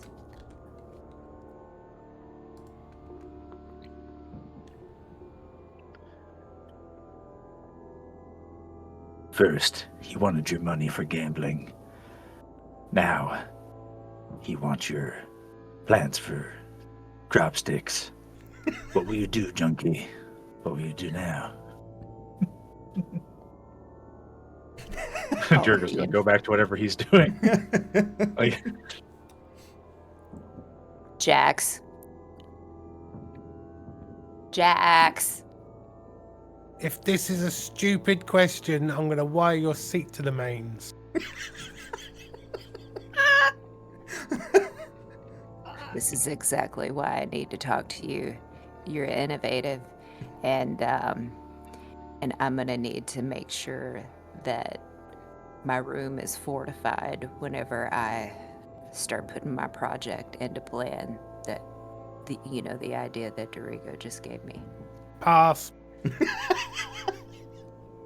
I didn't even. I mean, I know I was on the verge of asking you, but I didn't even ask you yet. Will you fortify my room? Like, so that I'm the only one that can get in, or to give others. Hang on. He clicks his intercom on so everyone can hear. Can you understand the words coming out of my mouth? Yes. Shit. Never mind. I'll figure it Excellent. out myself. Mafet, pass. And she just turns and walks off. He goes back to trying to set up 5 different weapon systems that's got to be installed onto a ship. Yep. 4 small turrets and a missile launcher. Not to mention the pile of night glass that's got to be refined and get ready for the ship. Yeah. I get it. I'm not priority. I'm glad they've come to terms with that. I just know whenever I'm dealing with all of you assholes, I have to do things myself. Please Yeah, don't touch the yeah. ship. Please don't. Yeah, or shoot yourself in the foot again, or It's Shit called yourself. being creative and self-sufficient. sure it is. Sure it is.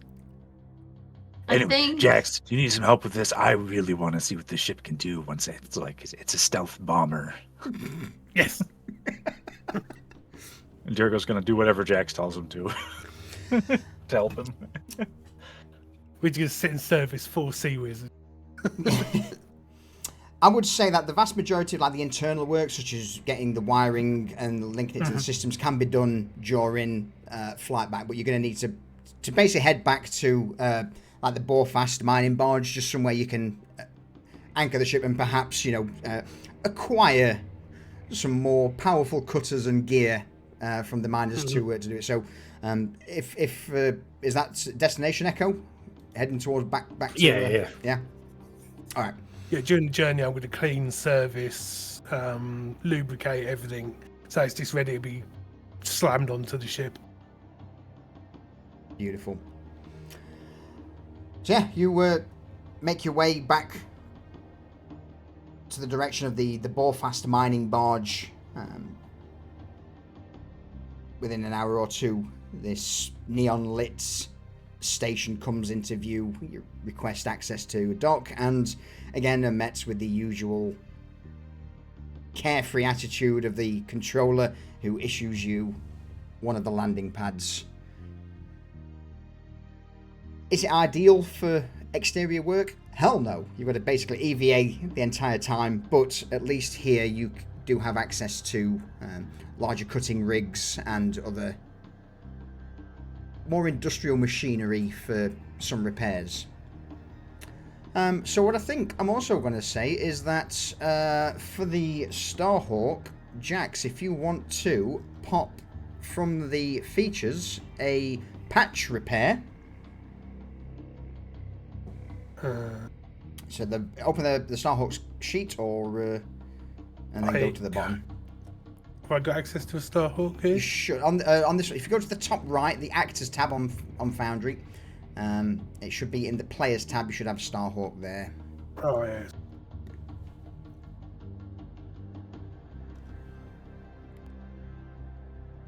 So a patch repair takes, again, roughly 8 hours, during which the crew make temporary fixes to the ship's systems. During a patch repair, the crew can expend up to 2 charge, so basically you can expend 2 hit dice to... Oh my god! It's fully repaired. Yeah. I'm good at my job. Absolutely. Absolutely.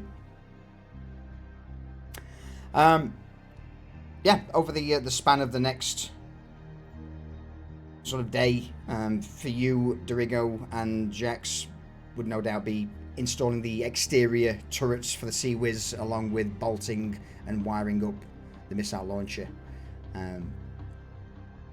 Heyoka, you've been quiet for a while. What have you been up to? Is anything in particular that you wish to do as you return back to the station, or to do on board the ship? I'm still worried about that jam that Derigo had with the his turrets. So I'm gonna be looking over the machining to see if there was like a part missing or something. Grit got in there or something that would have caused the misfire. I'm just thoroughly clean both roll me a perception check. I'm gonna go for DC 13. Okay.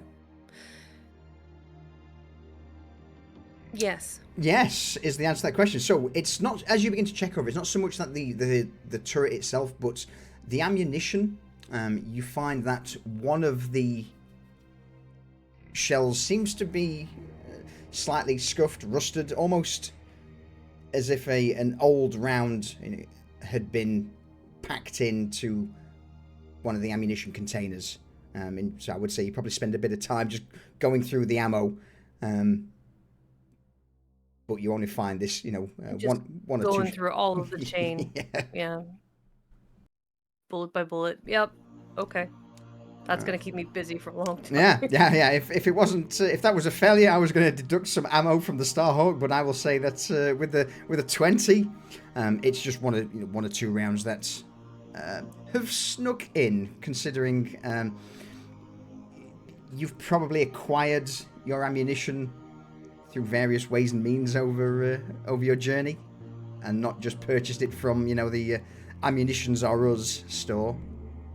That means we nicked it, chat.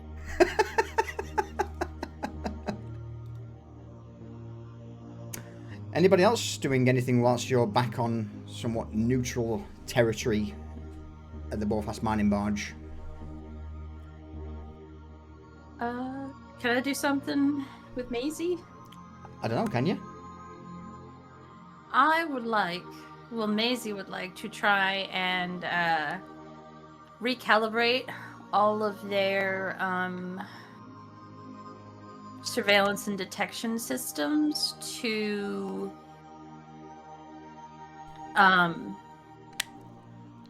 be able to automatically alert when something that, like, now that she actually has the plating in hand, she's like gonna try and program their systems to automatically detect it when it's being used by another ship, like identify the pattern that it creates to try and avoid detection. So like she doesn't have to like stare at the screen looking for anomalies, but like it's built in. So she's going to try and write a program based on like studying the material and stuff like that. Absolutely. Yeah. Give me a check of your choice that you think corresponds to it. Okay.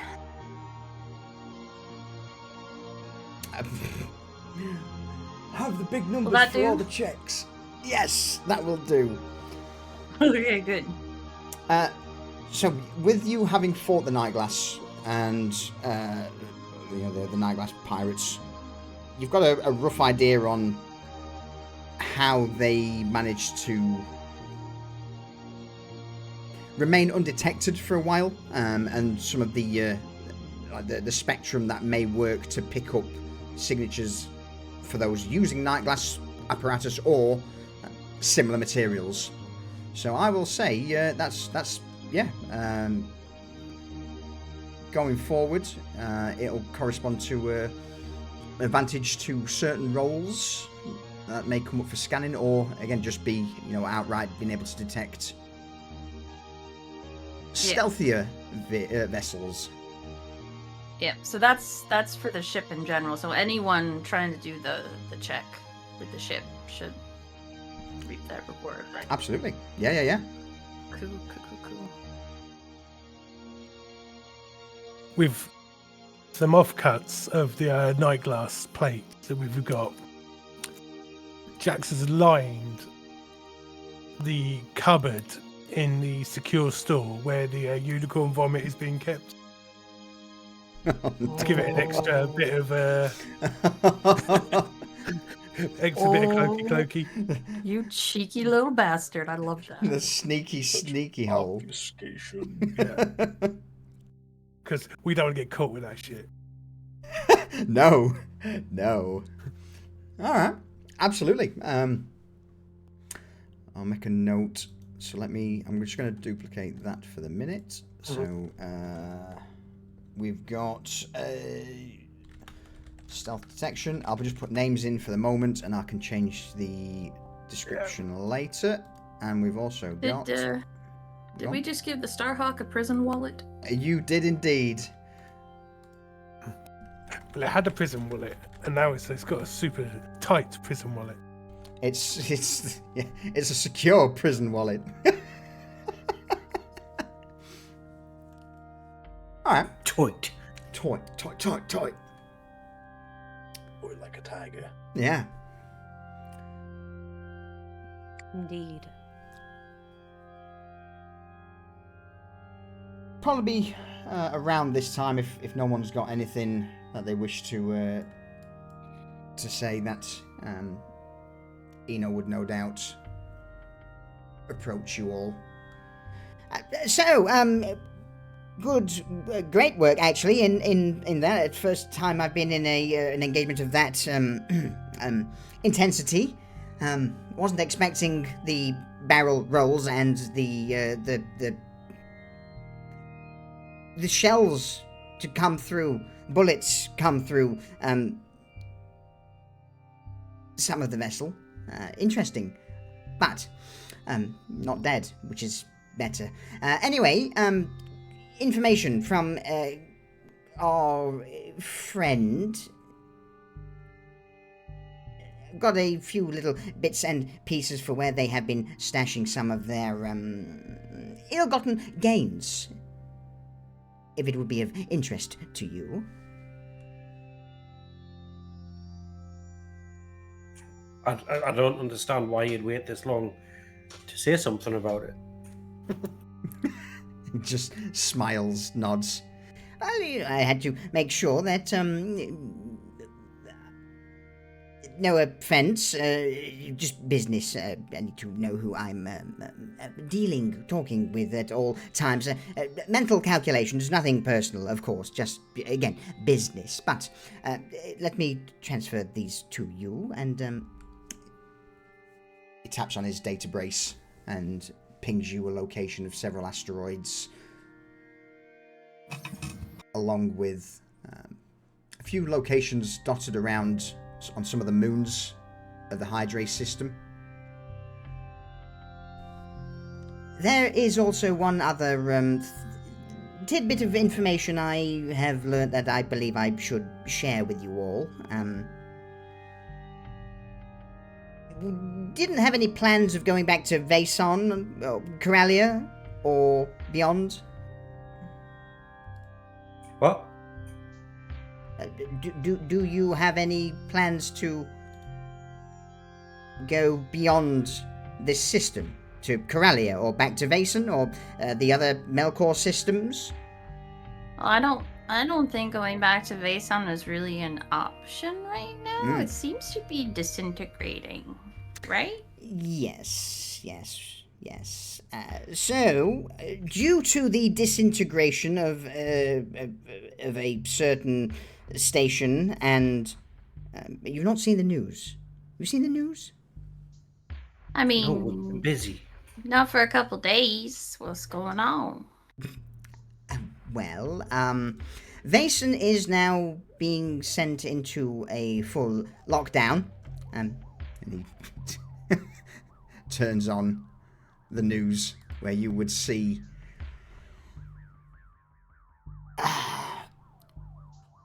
red banners flashing Vason evacuation.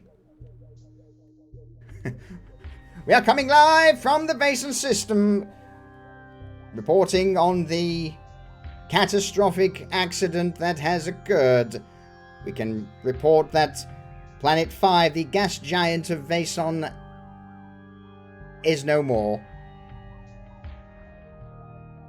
The outbreak of this incident has also started to show signs of deterioration on the 4th planet of the Vason system, Care Vason. All inhabitants, colonists, have been evacuated.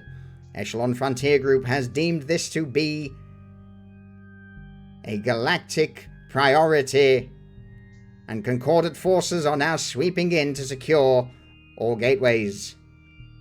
That means Vason system is currently quarantined, and all traffic heading in that direction in the OR9 is being halted.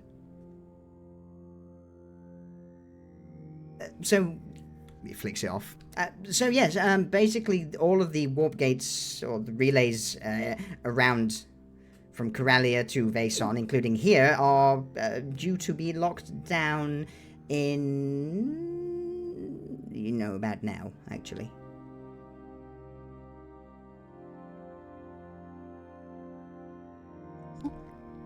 So, circling back, if you wanted to leave, I guess I went around this in the wrong way, but if you wanted to leave, that is sadly no longer an option. We're stuck here.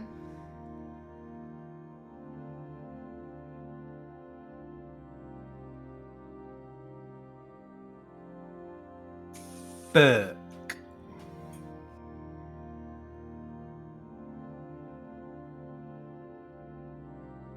Shame about their star system getting dissolved, though. Maisie says that like she doesn't think it's a shame at all.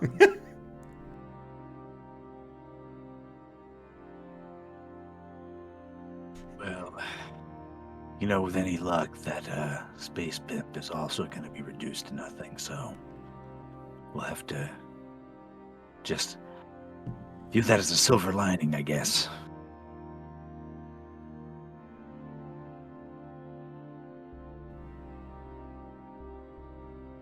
I mean, so Concordant being here, bad.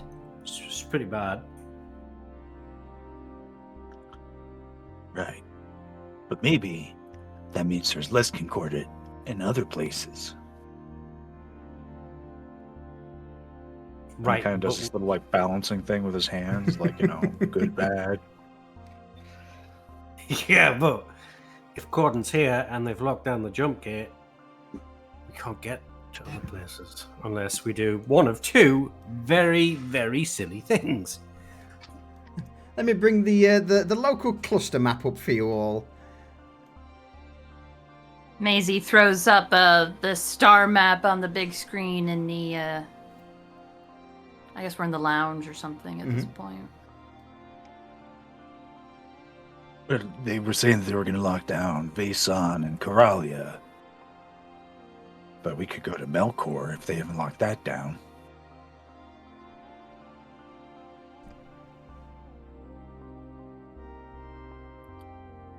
Putting another jump between us and the fuzz might not be a bad idea. Yeah. Kind of like that idea, actually. I mean, it's that or blockade run the gate to Coralia. That's a terrible idea. Yeah. I know, but it'd be so badass. I mean, For 5 seconds until we were incinerated. You talked me into it. So basically, if you want to get out of this like collection of stars, the only way out is either through Coralia, because Coralia is the main system that links back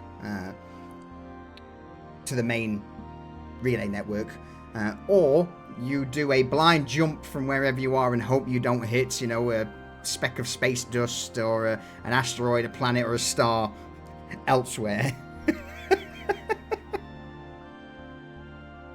Echo's going to be like, or we could blind jump.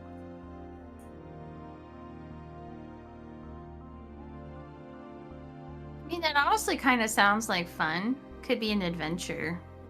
Right. Right. Okay. So, if we're gonna take that option, I need your help, Maisie. What? Oh, for what? To do the jump calculations so we don't fly straight into a black hole. Oh, yeah, that'd probably be bad. Yeah, I can help with that. Cool. Where do we want to go?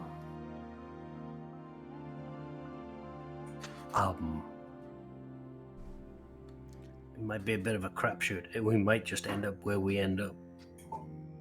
Well, yeah, but like, what's our goal? You're not seriously considering doing a blind jump across the void and out of here. Please tell me that's not what we're discussing right here. Is your intergalactic translator broken? That's exactly what we're discussing. In that case, I appreciate the work that we've done, but I want off this ship. I want leave me here. Leave me here.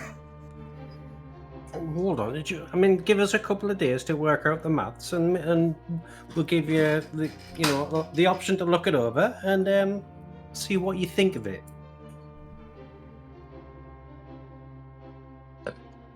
Squints. You echo for a moment, purses his lips, sighs, nods. Fine. I'll see what you come up with, but if you're wanting to do... If you end up in a concordant zone with a blind jump and they detect it, then you are going to be questioned so hard. They're going to want to know all the calculations, what you did, and that will open up though it could actually be useful. You could sell that information to various smuggling rings. Oh, this could be a business opportunity. Oh, no. You just see him just holding his head. But didn't you say you wanted no part of the scene, though? Yeah, I thought you didn't want to be on the ship. Come back to me with the calculations and I will make an educated decision when I have things in front of me. Yes.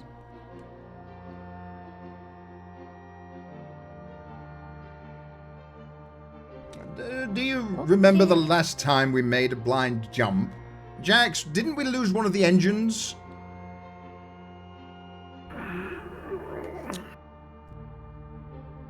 Yes.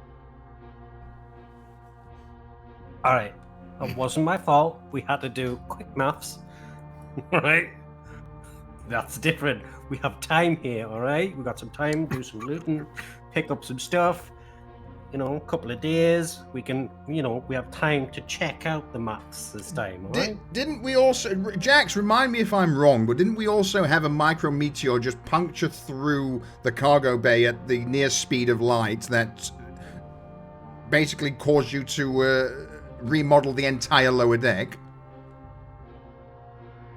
Kyoka, I'm going to need you to be on my side for this, because the captain and Jax are clearly against it, alright?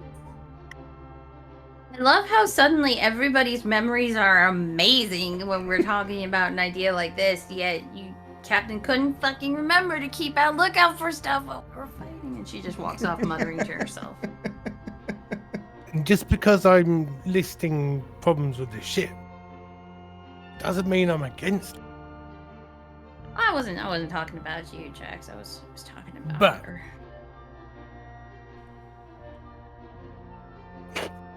What I am against is Concordant getting on this ship and catching us with what we've got in the secure hold.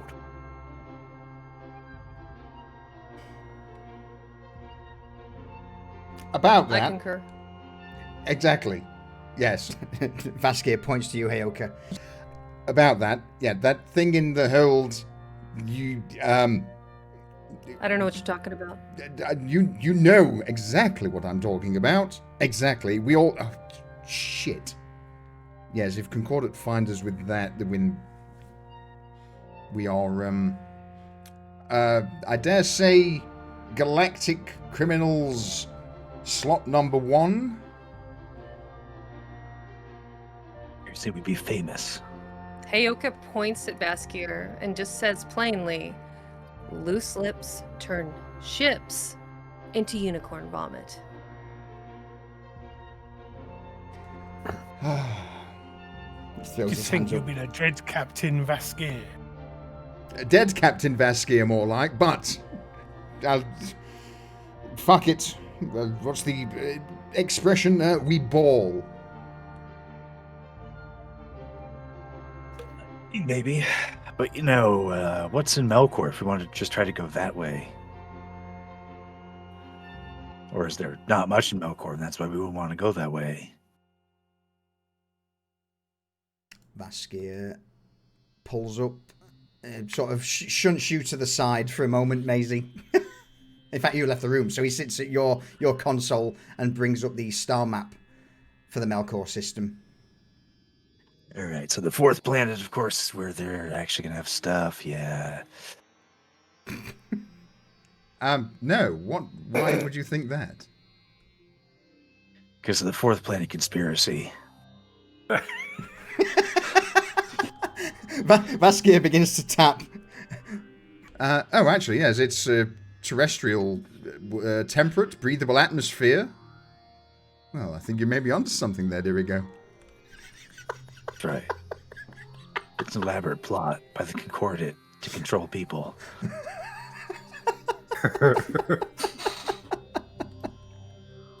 I've never heard of this. No, you were on the That's shitter. the point. They don't want you to know. But then how can they control me if I don't? Well, I mean, yeah, they don't want me to know that they're controlling me. Okay. Actually, What no. else? So go on, hey, okay. I think that was a mix of Do me and all John. women Okay. sound the same to you? No, I just heard multiple voices at the same time, and I thought I saw out the corner of my eye your little icon flash. I do apologise. I will. Yeah, no, I'm just going to drop the absence of evidence isn't the absence. Or isn't the evidence of absence, you know what I'm saying? Actually, no, hang on. It's classed as a garden world. Owned by CropTech. Oh, no, so there are people there. Bugger. What do you think? they Wait, grow gardens? there? I want to Yeah. see gardens. Maisie has just walked back in. She has a new sticky bun snack to replace the one the captain ate. Yeah, and if we decide we want to jump through the void of space, we could at least see like a greenhouse first. I mean, we need to get an inventory of the type of plants that they grow there because I am interested in a particular plant, if you know what I mean. Oh, shit. Forgot about that.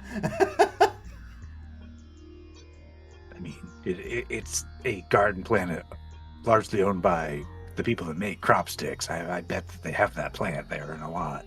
Oh my god. Ample supply. Oh. How do I put my vote in for this?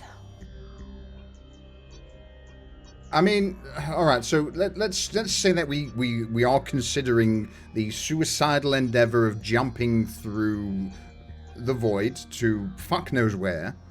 How are we on food? Because let's say, for example, the calculations are off. No offense, Maisie, but and we end up in the arse end of nowhere.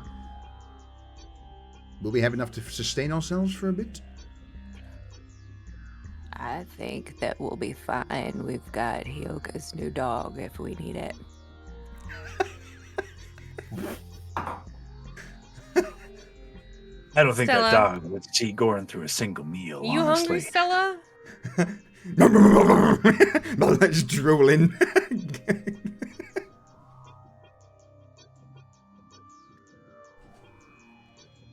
Slobber everywhere. Accurate. One eye looks at you, the other eye looks towards space. And it just tilts its head to the side. That's why she's called Interstellar.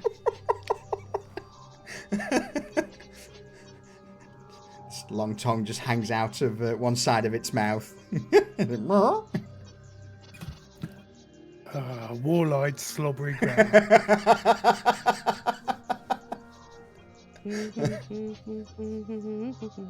And whenever Lucius recovers, we can have him weigh in on it. I'm not touching it.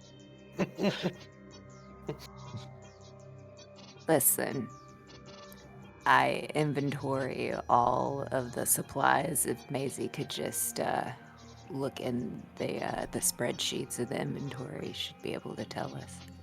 Yeah, Hara should be able to. Hara! Well, crop tech. We could get all kinds of supplies at the crop tech planet. It's not like we'd be out on this barren rock with nothing but ice and prisoners laboring.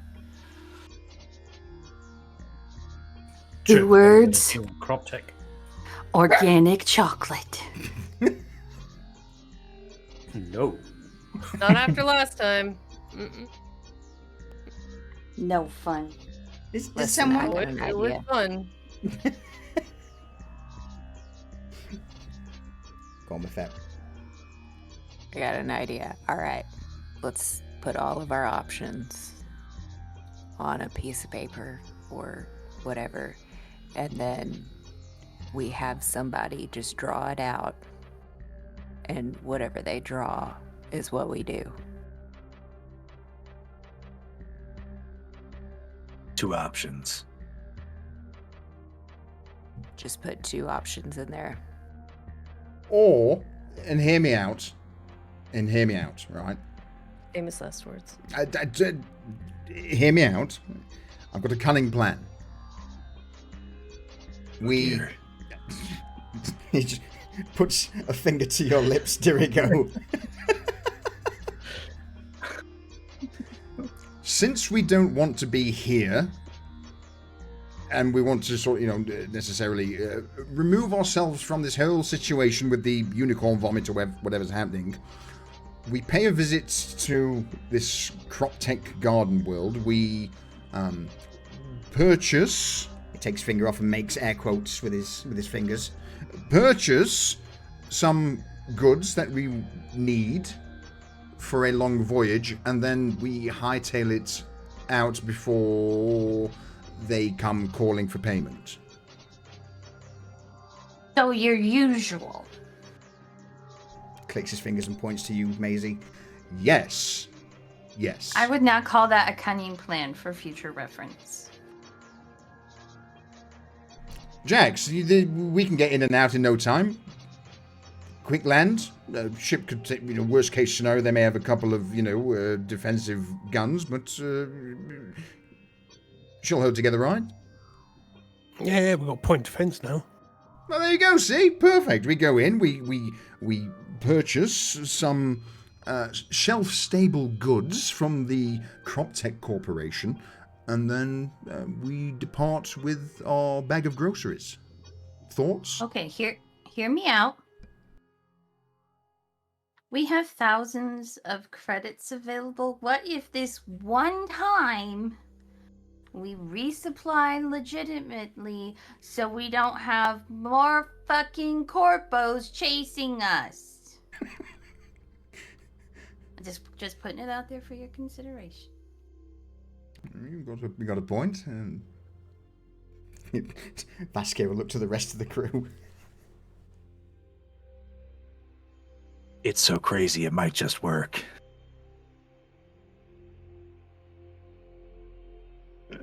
Sure, somewhere along the line it's against our religion, but what the hell?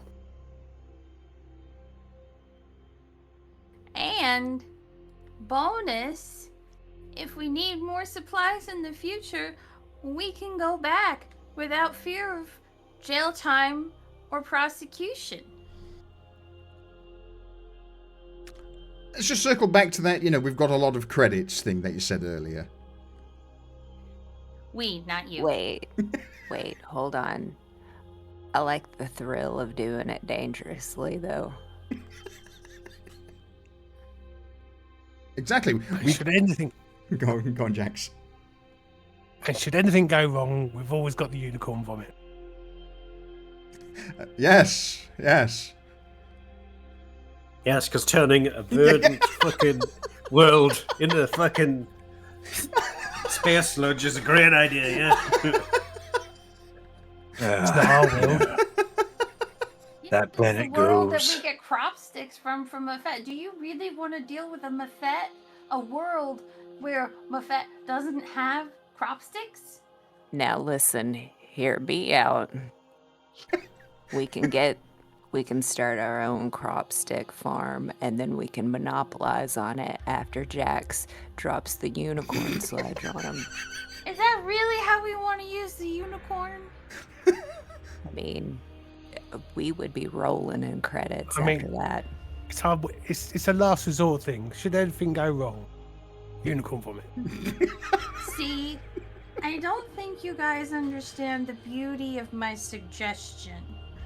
With my suggestion, nothing goes wrong, and we don't need contingency plans. I just casually walk into the market, we pick out what we want, and I pay for it using my personal funds, and then no one's looking for us.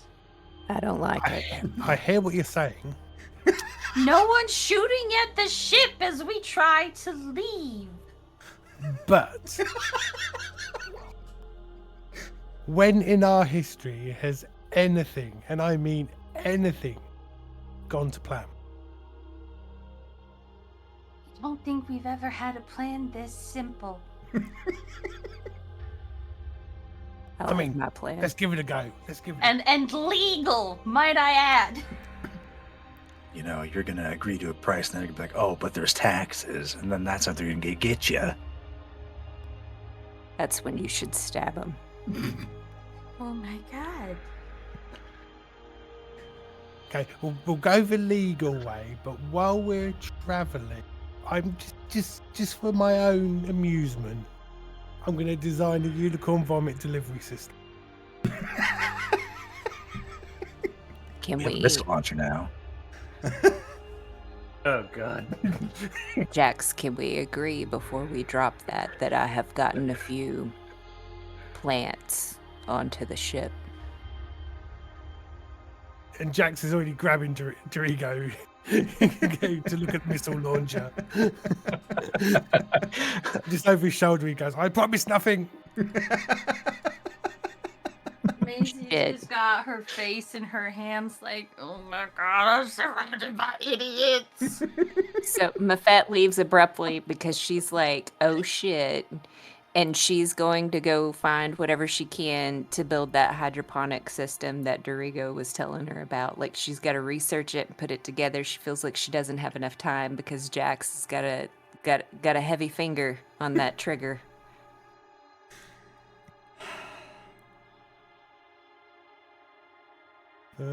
We have unicorn vomit torpedo. That's so good. Oh dear. I'm going to be honest with you all. I don't have scenes. We're not reaching Melkor this session. It's going to be next session. But Yeah, it's fine. That's fine. We've got some looting to do. We've got some treasure maps to go and pick up on the way. yeah, Yeah, I thought that Melkor was going to be the planet with the gushing plants.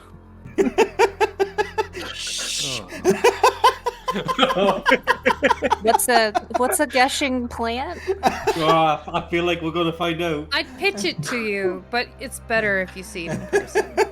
Yeah. Garden in air quotes. Just imagine the growler scampering around the gushing plants. Between the bushes.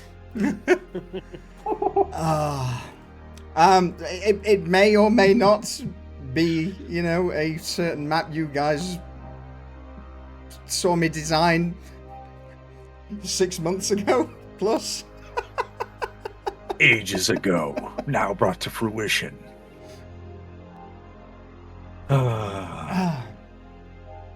Side note, did you know that that Solution has a Patreon? You too can acquire assets for D&D. I just realized what you were talking about, and it all makes sense now. God damn it. All right. So, there's a bit of time for you guys to start prepping for heading to Melkor. Yep, as you've surmised, the Melkor Gate probably won't be shut down, but any traffic going towards Coralia or Vason will definitely be subject to a concordant interrogation. So, Maisie has learned her lesson from the last time they went through a jump gate, and since there's so much heightened scrutiny, she's going to take one of those identification chips that they were given by the guy from the pile of goop formerly known as Caravason. Yep. And she's going to modify it so that it gives the signal of a concordant contracted patrol vessel. Oh shit, okay. Or she wants to try to do that. Yeah. I'm going to ask for a deception check regarding that one, please, Maisie. I'm going to set this at a pretty difficult DC 15 because concordant stuff is high. Okay. Good for a flat roll. Holy shit. Okay. So. So. You spend some time. Yeah, you spend some time going through. I would imagine like the local database for Borfast, because no doubt they've made their way through multitude of concordant patrols and gates across the sector. And I would probably say that you'd be able to find one of the IDs that they've scanned that isn't a ship that should be in this sector, allowing you to spoof it. So she finishes working that out, uploads it to the chip at her terminal, and then walks over to the pilot console area and plugs it in, looks at Vaskir, Muffet, and Echo, and says, "Don't fucking touch it," and walks away. I wasn't paying attention. What am I not supposed to touch?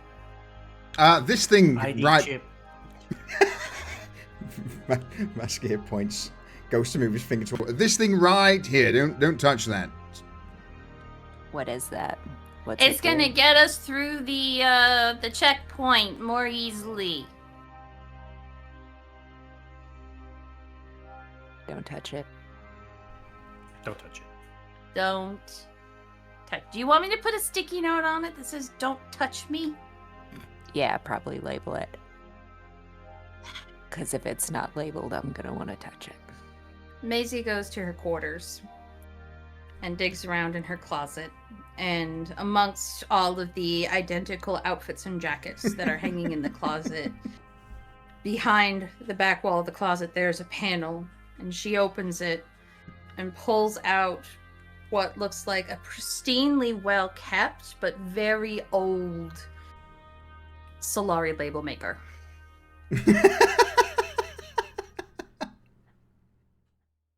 She goes back to the cockpit, and as she's walking back, she's typing out "Don't touch me," and there's like a as it prints the little tacky piece of paper, and then she walks back in and puts the "Don't touch" above the button and the "me" below the button.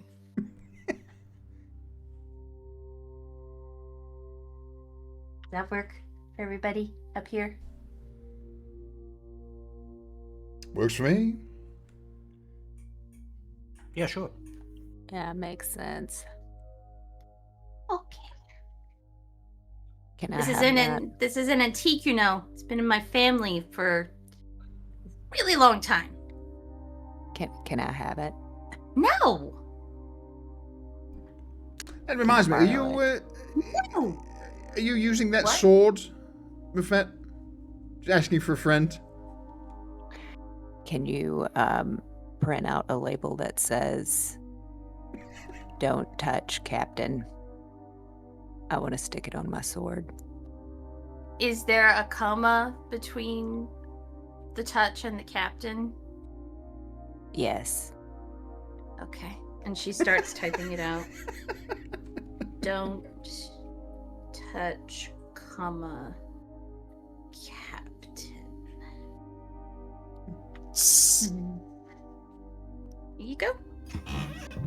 She takes it, she peels the back off, puts it on the sword, then holds the sword up in his face.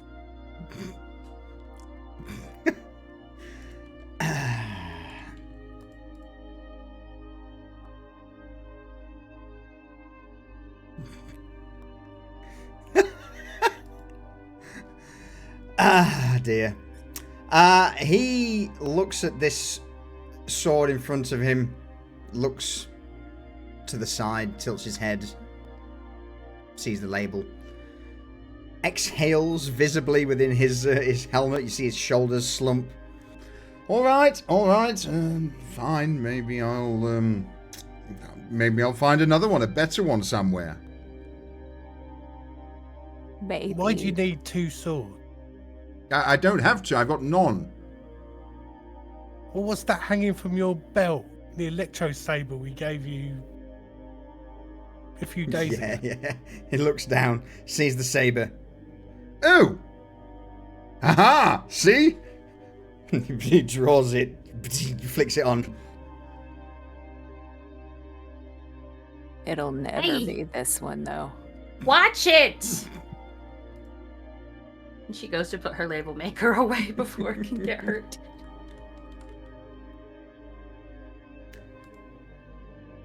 Oh, Maisie, you going back to your room?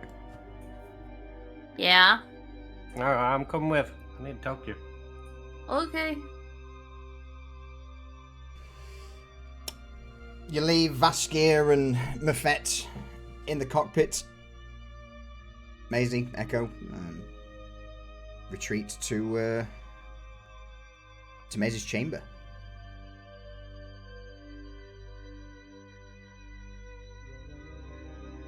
I would just say that Mafet and the captain just sit there staring at each other, smoking and blowing smoke at each other. Oh, that's amazing. Deduct one crop stick from your inventory, please, Mafet. Oh my gosh.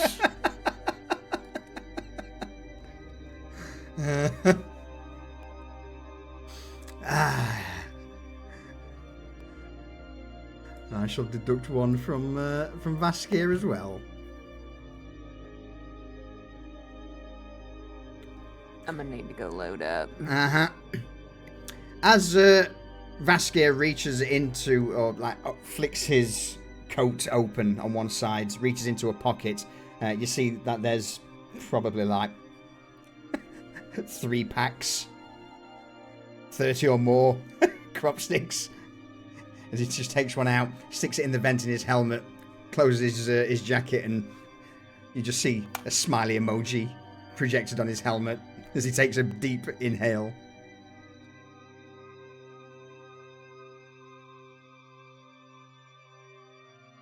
She just gives him kind of a face.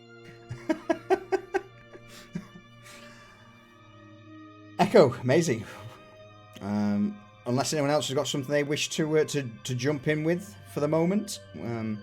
Otherwise, we'll go to you two.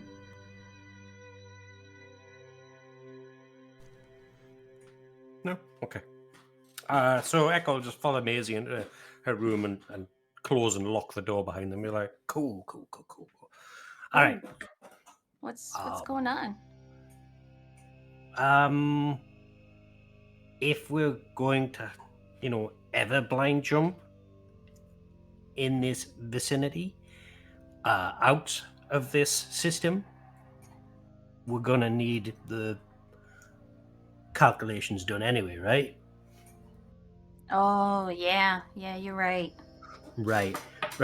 Can you hide me in your room for a day or two while I do that and release the safeguards?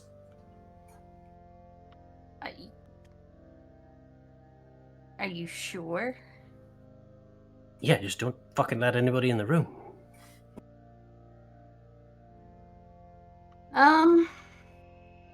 Okay.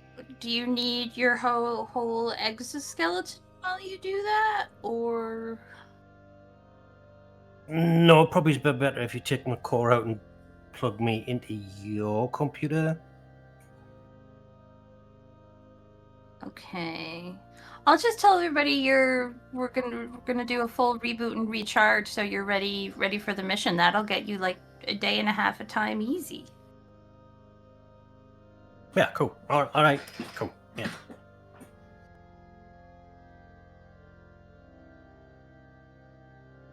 So he's gonna just sit down, and then his head it'll fold open, and his core is exposed, ready for Maisie to take it out.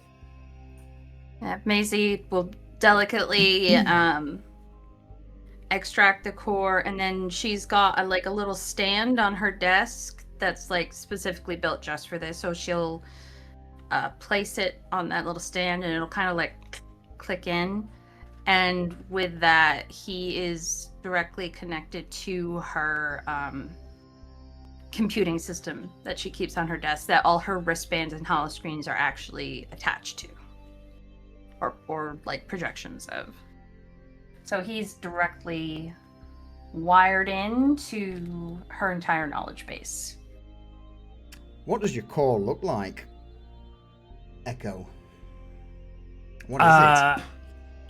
Echo's core kind of looks like similar to like the Tesseract from like Avengers. Yeah. It's like a Rubik's cube size cube, but it changes color as it processes. So it's roughly about that size, smooth, solid, and pretty much indestructible as it's made from gravitonium. And then Maisie is gonna be like, fuck, I forgot to have him move his exoskeleton, and she just like maneuvers No, his it's frame. not gonna be that easy. I'm gonna need an athletics check, please, Maisie. She's going to attempt to maneuver him to lean against her closet door. Athletics. Oh, this is a Dorigo roll right here. No! Oh my god! Oh. Blessings be upon you, my child. Damn it. That was loud. Oh my god. That's hilarious. Son of a bitch. Legendary.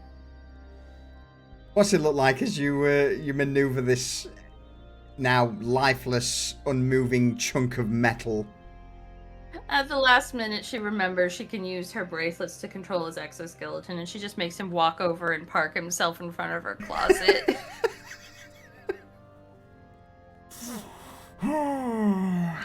Don't get any fun.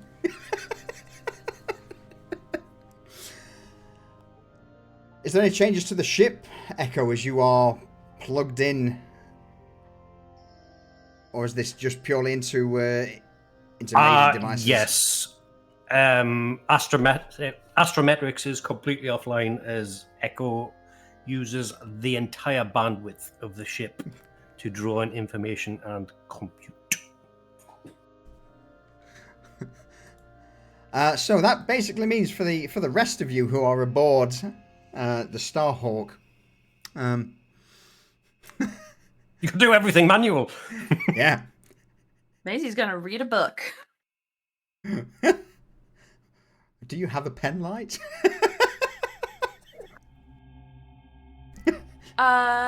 Pretty sure her species can see in the dark. Fair enough. I think the main person then would be Jax. What's your response to basically the ship almost powering down to an extent? Let me double check. Most of the communication systems and astrometrics just flicking off. Well, luckily Jax is doing mostly mechanical things at the moment. Mm-hmm. Because fitting all of these weapon systems isn't an overnight thing. It's taking time. And then trying to invent a delivery system for a canister-sized payload. So he's just in his own wee world, and he's not really paying attention to what the computers are doing. Fair. Absolutely fair. I Mm-hmm. do not have night vision, so yeah, she'll have to find. Oh, she lights a candle. Fire suppression systems. No, I'm joking. Babbage comes along and puts it out with his fire extinguisher.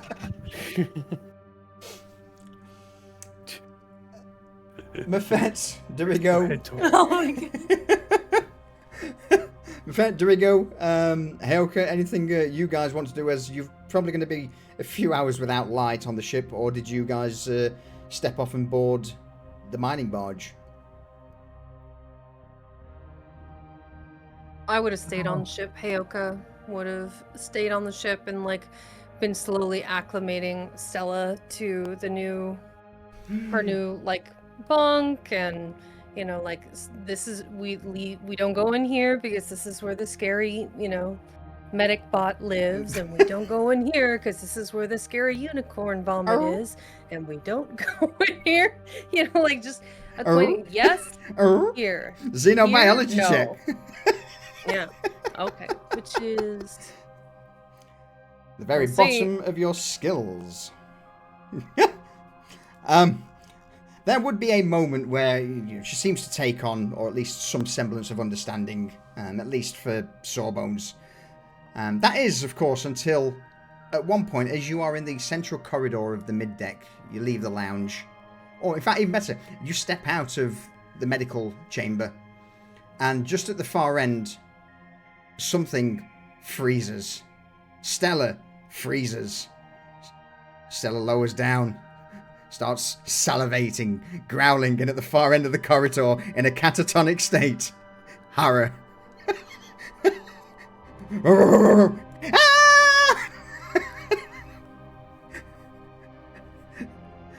Stella attempts to bound down the corridor towards Hara. What do you do? Stella, no! Kind of like a, you know, absolutely not authoritative. Let's see if it echoes around the walls. Xeno again, or would this be like... I would say What do that's you think? an intimidation. All right, we'll try. Ziggy zaggy. Wah! Nothing happened. Well, it's not Nope, so much... she is salivating for Hara right Absolutely. now. Just full blossom mode. You just watch as Stella bounds down the corridor. You shout out, and just as she's about to get within a foot or so of Hara, she just seems to realise that Hara, friend, not food, but can't stop herself in time. And this catatonic Hara freezes up as Stella slams into her, and they both go head over heels into the lounge area.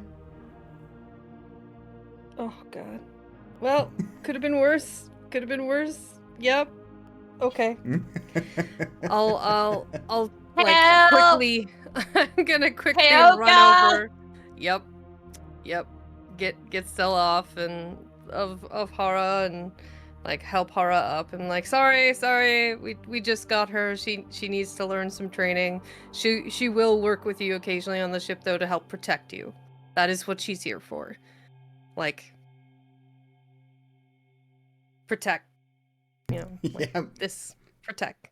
At this point, Stella's just pinned Hara to the ground and just slobbering, licking her all over. Hara's like, no! Oh, cute. She thinks you're a puppy. That's great. Please save me! Save me! I'll reach my arms under Stella and like lift her front half off so Hara can, you know, get out and probably slip in the copious amounts of drool that Stella has left everywhere. Also under Stella is Maisie's book, because Maisie was reading in the lounge. You now have paper soup. Good thing that was a modern copy, because it would have been really bad if that was the original 1,000-year-old text. Yes. Harry just, again, having roused from the brief moment of catatonic states, just picks up this slubbery book and hands it to you, Maisie, with both hands shaking. Maisie refuses to take it and just yells, "Babbage!"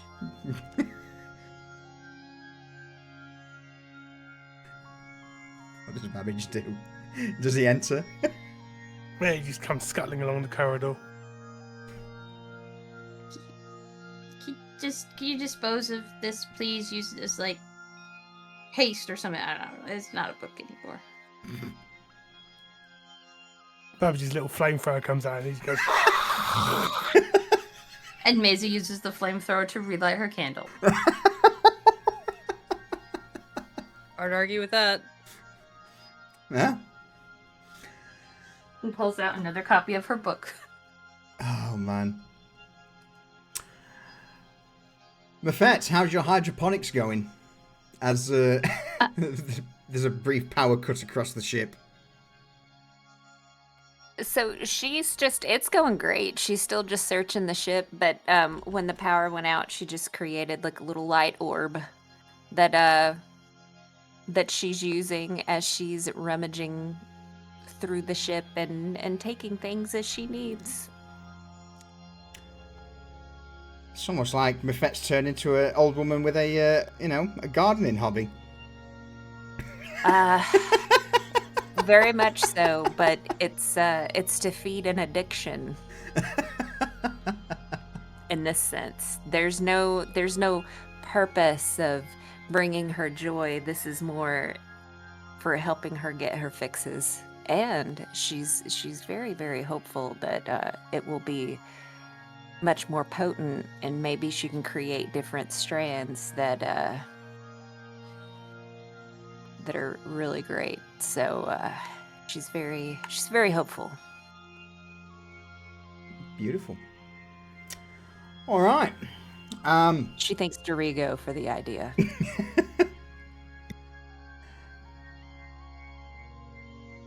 Dorigo, anything from you that you're up to, apart from assisting with getting the turrets and missile launcher set up? That's really all he's got to work on. He likes the idea of the ship being a stealth ship that is also super lethal, so he's just like totally in on that. And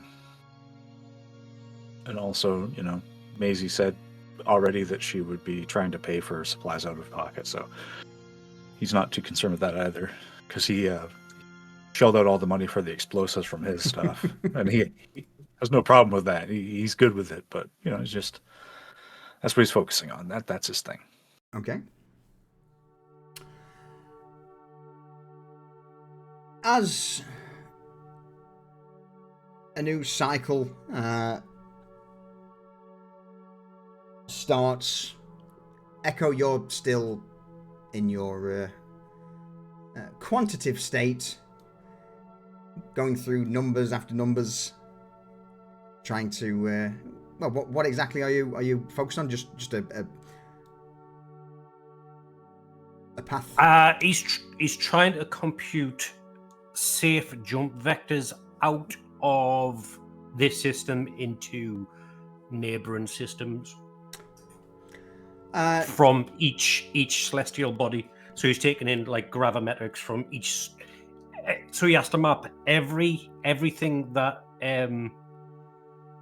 every celestial body in every system, and anything that's moving. So he has to quantify all that. Anything that is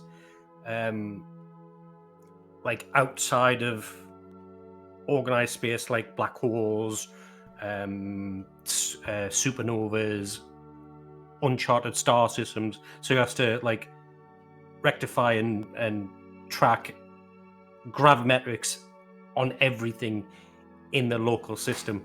Well, in local systems, not just local system. So you can safely, quotation marks, do a blind jump out of the system from local celestial bodies. So I've got either this sun or the next station. I've got a question for you then.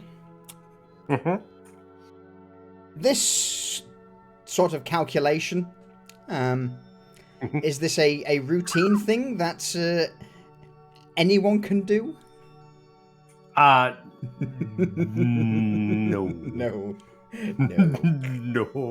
No. The amount of information alone wouldn't fit in a person's head, let alone be able to be quantified. Maisie's a genius, but she wouldn't be able to process the amount of information. So yes, no. Okay. No, this is not a normal thing to be done. Ever. Yeah. Perhaps there's only, a few things that could do it as well as you. So let's ask If for they're that. still out there, yeah. Let's ask for that astrophysics roll from you then. Can I roll that at advantage? Absolutely. It's almost like this is what you were made to do.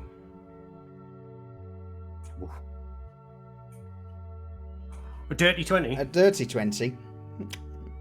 All right. I will say that it's going to be successful, but a bit of homework for you. There will be some complications for that jump. Be it, due to the current positioning of the Milky Way, there may be, the quickest route or the safest, in quotation marks, route out is still through something like a nebula or the remnants of a dead star that's jettisoned debris in light years worth of space. So that's the homework. There is a complication to it, but it's not impossible. You managed to find one or two potential vectors that could and also the direction you're wanting to go, I guess, are you wanting to go to, in fact, if we bring up the galactic map of the Milky Way once again, obviously you guys are at OR9. Your homework is, are you heading back into concordate space towards Sol system, Rakan, so on and so forth, or is this a blind jump? Maybe this is a spiral arm jump, either galactic north or galactic south. Yeah.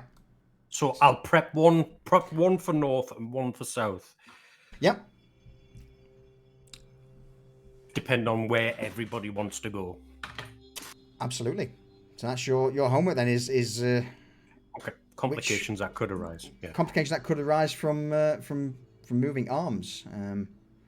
I don't think I put. I didn't put the arm names. I didn't go into that much detail or nerdiness. But it is what it is. Excellent. The rest of you, though, would spend the next day just doing busybody work, getting the ship to the point where the Seawiz weapons are now fully integrated, along with the missile launcher. Now, these launchers, Jax, Dirigo, it's basically like a 6-bay launcher. It'll fire 6 missiles before needing a reload. But frustratingly, due to this... in fact, no, it would have 9. It's got slots for 9 missiles. A couple had already been fired by the pirates, so you've got 6 remaining missiles in. But there isn't a loading system for the missiles, so they have to be inserted or installed with either another ship's assistance or at a dock. Because, again, the Starhawk wasn't really made to have a dedicated missile bay. So once you've shot your That'll be load, fine. you're done. And you've got to go and manually slot the missiles back in. We've got to find somewhere to buy missiles first. I mean, that is true. Eno knows a guy. I'm sure I can try and source you some if that's what you're wanting, but I warn you they're not cheap, and typically ordnance like that are come with stamps, taxes, and of course moving fees.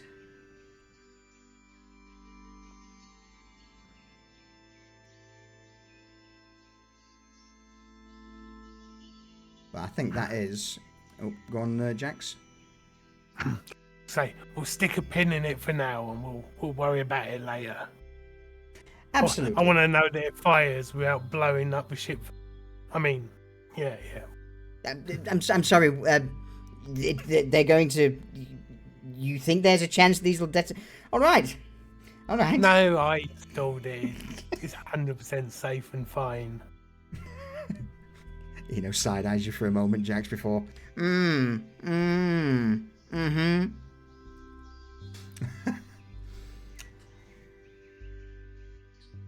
And Jax goes back to sketching something on his plotting table.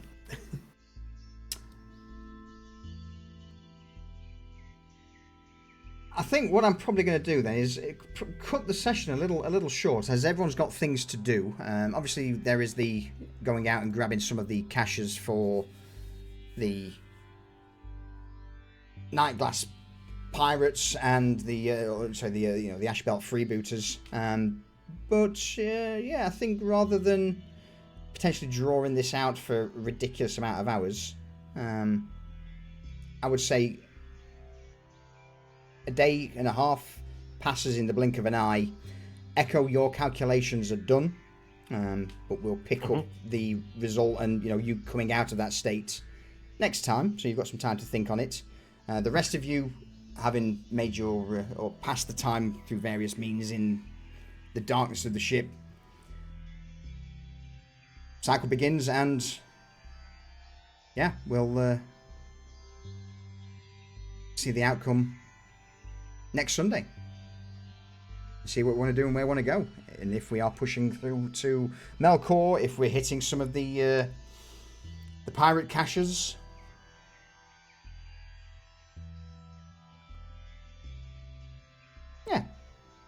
Yeah.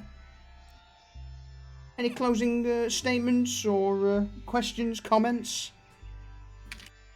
Bye, chat. Goodbye, Joe. Bye, chat. TTFN. Thanks. See you next time. See you next time for Corsairs of the Rift, and join us next week, Saturday, for the third conclusion of Ashes of the Faithful. Woo! Speak to you all in a moment. Goodbye, players. Goodbye. Oh, all right. Let's head over to the old end screen.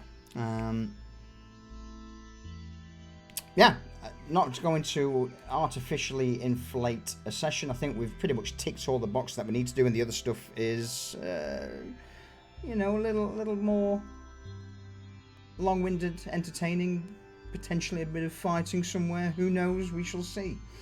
But let's head over to that music there. Cena the Crocodile, thank you very much. I appreciate it, and I also appreciate the follow. Welcome to our little corner of Twitch where we put on silly voices and do stupid things. As for what's is ahead, on Saturday starting at 8 PM GMT, we have the last session of our Imperium Maledictum playthrough, Ashes of the Faithful, where hopefully I get to kill all the players, or some of them. We'll see. It usually never goes that way. And then of course back Sunday 8 PM GMT next week, we've got episode 17 of Corsairs of the Rift, where we'll Greek, you are dead. Your number's marked. But yeah, for anyone who's new and interested in what we've been doing here, there's episode recaps and just the lore that I've put together for Corsairs that can be found there. Yeah, I'm not really going to waffle on too much. I think that pretty much nails it. Durs, thank you for the 20 bits, for the giant emoji. You are a star as always. Yeti, I'm going to try. Let's see who's streaming.